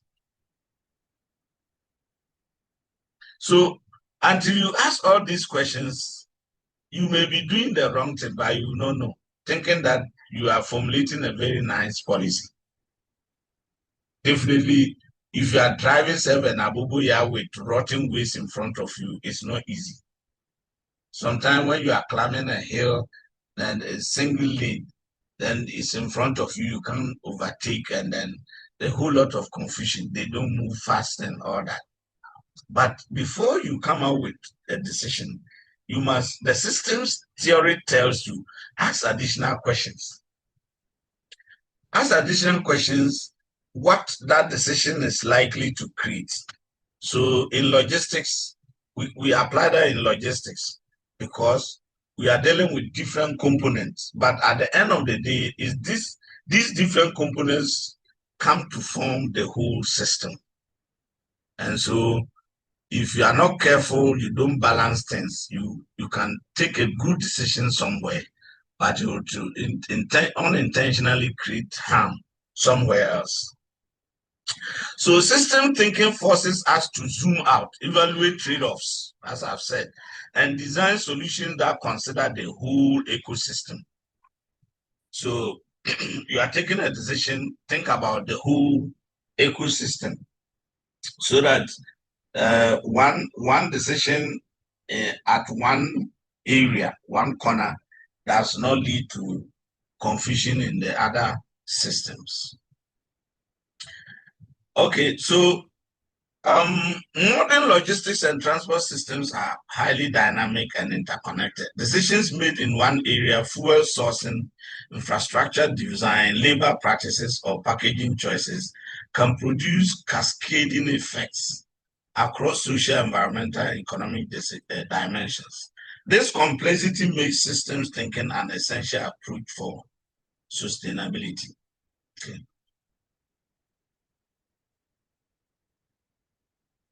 So fuel subsidies, as I said, government may subsidize fuel due to keep transport affordable. But what are the unintended outcomes? It will encourage the use of fossil fuel. More people will buy, because if today fuel goes down to 8, you see me rushing to the place to go and fill my tank. And a lot of people will be doing so. Tomorrow, you see a lot of cars on our streets, but fuel has been reduced, which is good. But what is the impact? All the private people who were not using their cars now go to use their cars. And when we do that, it will increase greenhouse gas emissions.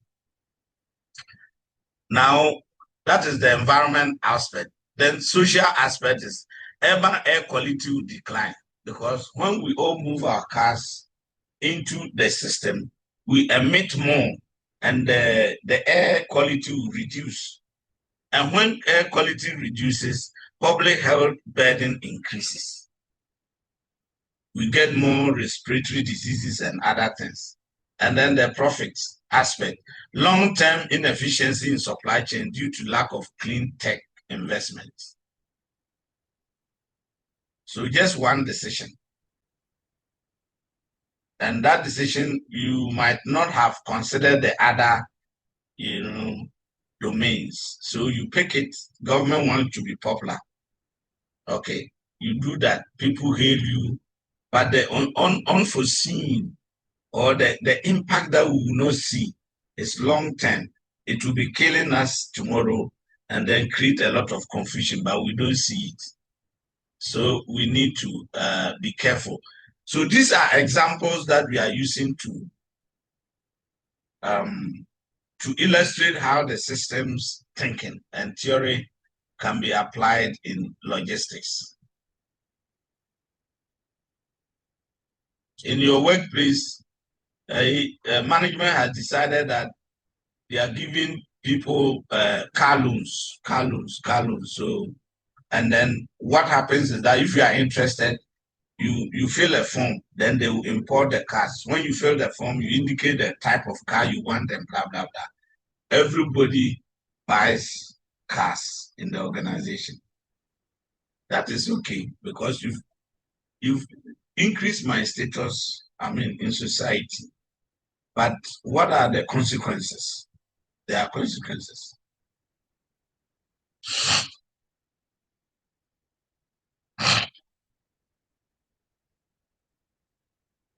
So they are also talking about highway expansion.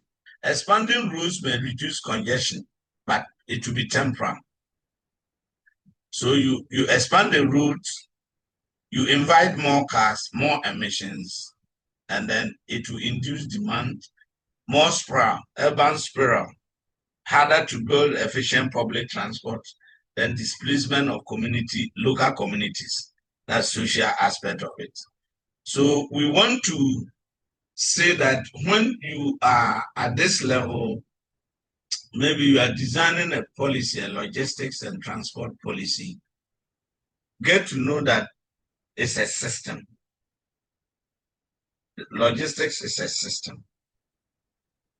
And what it means is that you have different components that come together to make the logistics system.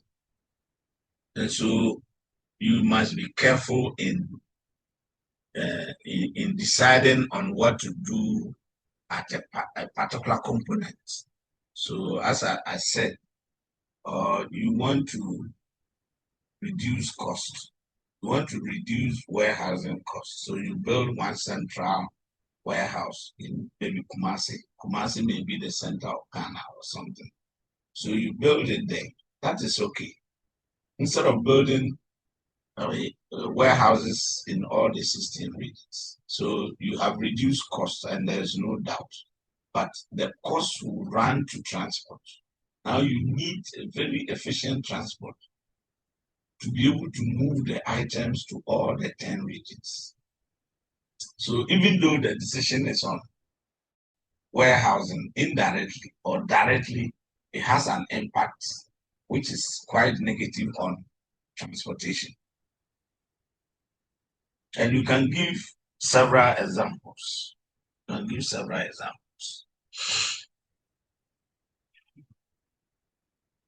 So all that we have here are still examples that you take a decision on one corner, then it trickles down to the other and the other. So it doesn't mean that your decision, the initial decision, is not good. Yeah, it is good. It may provide a solution, but the solution may be temporal. So if you don't sit down and then, use the system's ideas to ask so many questions and then weigh alternative courses of action, you may, in your view, taking a good decision, but at the end of the day, it will create some confusion. So today, as I said, I'm very tired, and I want the systems thinking to your basic understanding of it is that everything that is about logistics, the logistics is actually a system. It involves procurement, it involves haulage, or it involves inbound logistics, it involves production, it involves outbound logistics, it involves, sales, it involves customer service. So you go to the supply market, there are items, so you go for the cheaper ones. I mean, the cost of procurement will be cheap. There's no doubt. You have done well. Then you come and produce substandard goods. And the cost of substandard goods will teach you a lesson. Or you take it to the market, you can do all the adverts and then all the, marketing, whatever. But at the end of the day, customer experience does not hide. You use the item, you experience it, then he will come hard at you. Or defects, okay, those who have done lean and then you know about waste. There is rework. When you get substandard goods because you want to beat cost, you produce items that are full of defects. The cost of rework alone gets you mad. So you beat down cost somewhere, and if you don't balance it well, it will affect the other side. And at the end of the day, the whole system becomes wobbly, unstable, because just one decision at a particular component is now having negative impact on all the other components, and that is not good. So this particular area, this particular thing we are talking about is to guide us in decision making, whether at home we can apply it at home and all that. So your workplace, current workplace, it's there. So sometimes our leaders, that's what I'm saying, people may be appointed metro chief executives, regional ministers, even sometimes ministers. Then if you don't get some of these ideas, you can come out with a policy decision, and that decision can lead to your removal, because somebody just made a random announcement, sudden announcement that the toll booths, the whole country, close them down. You close them down how? And these toll booths were manned by disabled people. They were getting food on their table. So did you think about the people who were doing that, who were working there?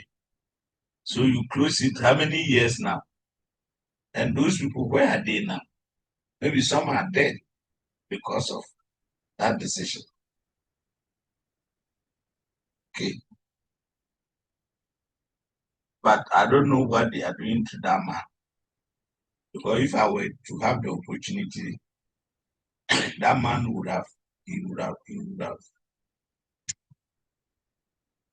like Obe, I don't know the word to use. Because this kind of the whole country, and as an individual, you just use your ego to make a decision that will lead to the displacement of thousands of people. And if you look at the amount of money that Ghana might have lost from that time up to now, a lot of millions of Ghana cedis.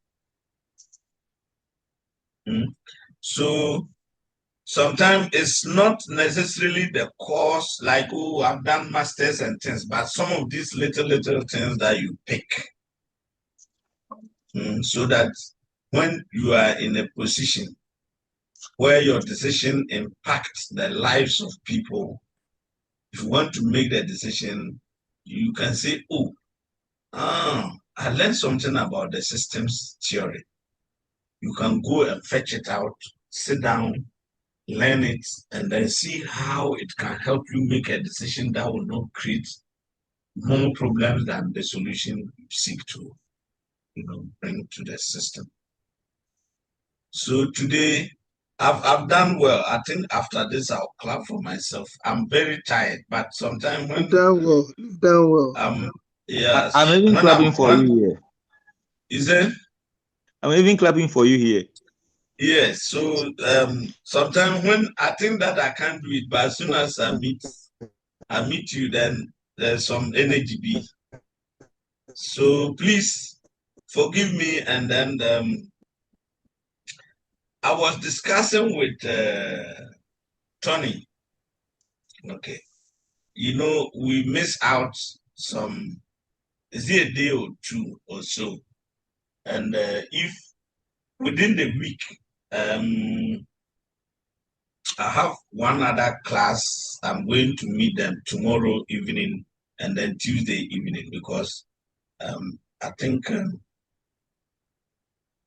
yesterday, the total day, I couldn't get connectivity. So we didn't even have a lecture. So that if we can find one of the evenings, since all of you are workers, then we do one, even it's 2 hours, so that next weekend we are able to finish with everything, so that when I'm setting my questions, I know that I can do that with confidence because we have covered.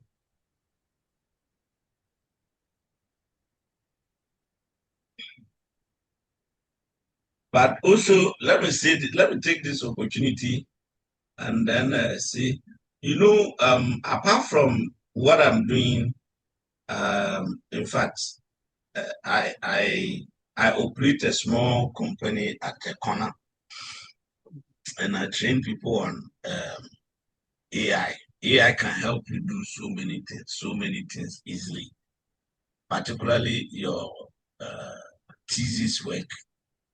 You can do it without any hustling. And if you are interested, you are my students, we can negotiate on good terms. Some tokens, then I'll take you through, especially how to write thesis with all the standards, with, top class thesis. I will teach you the techniques. I will use practicals throughout.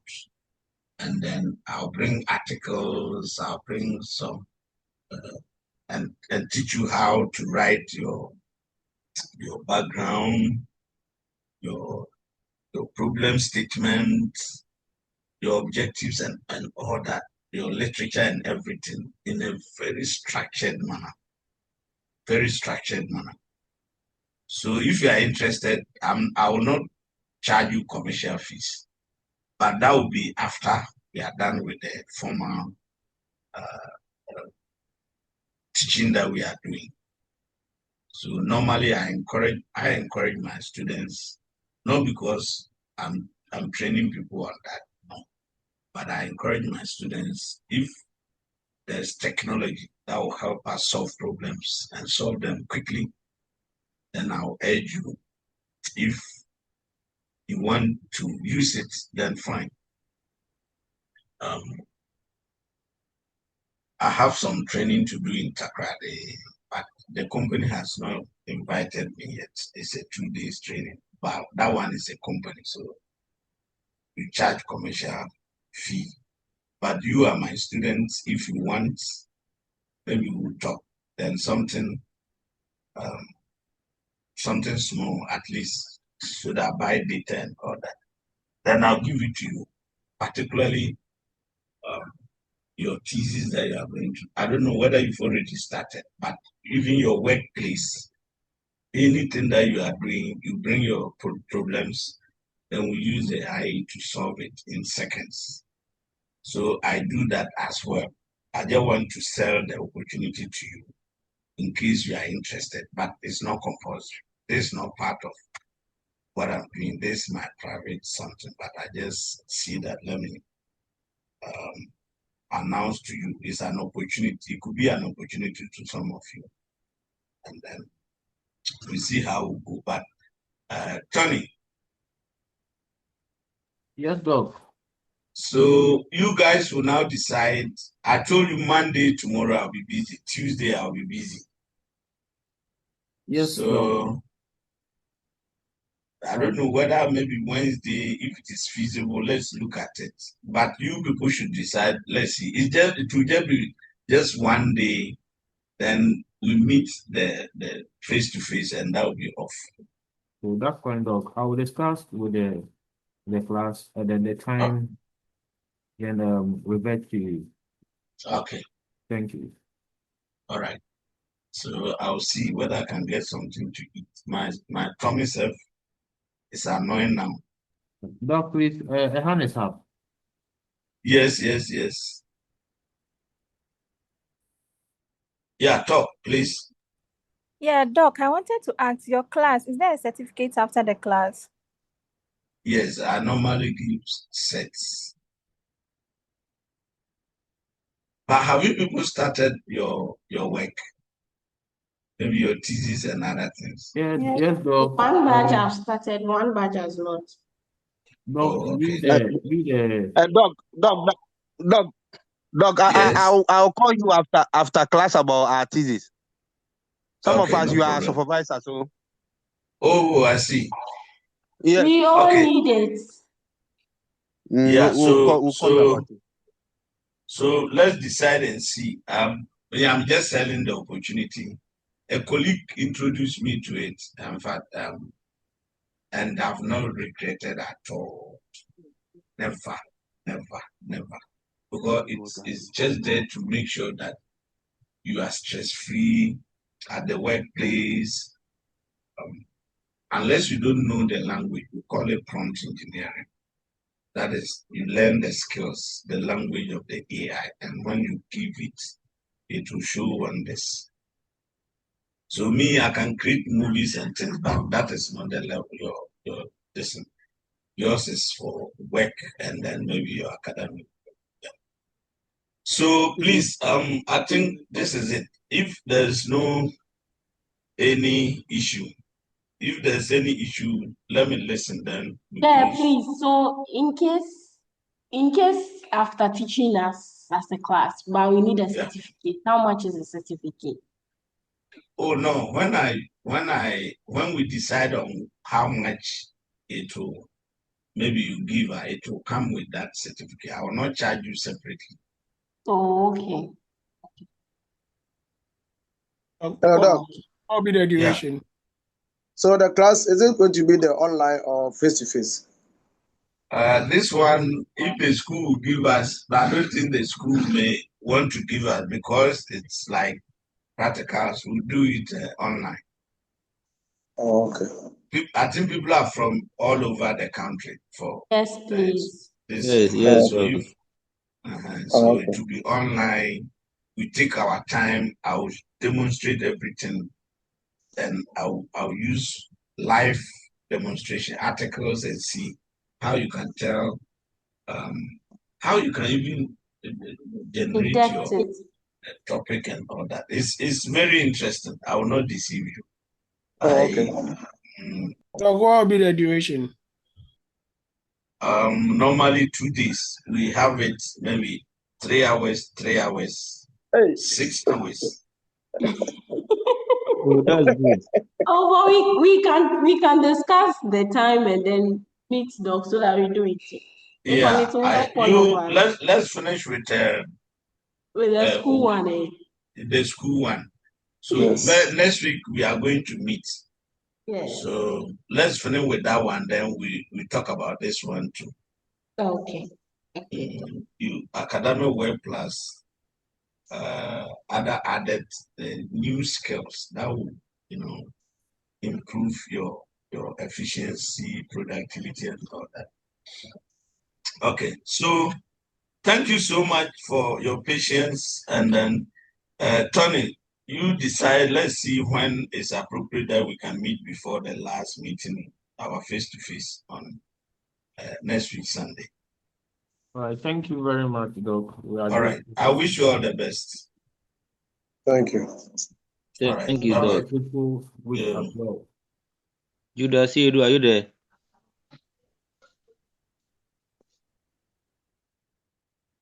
On you, shame on you. I'm here.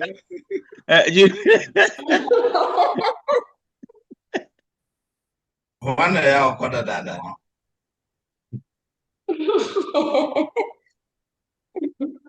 Chesa wa brepa opeso free mkono. Yes, sir. Oh, chale nye izo. Oh. Working and learning at the same time. It's but very soon it will be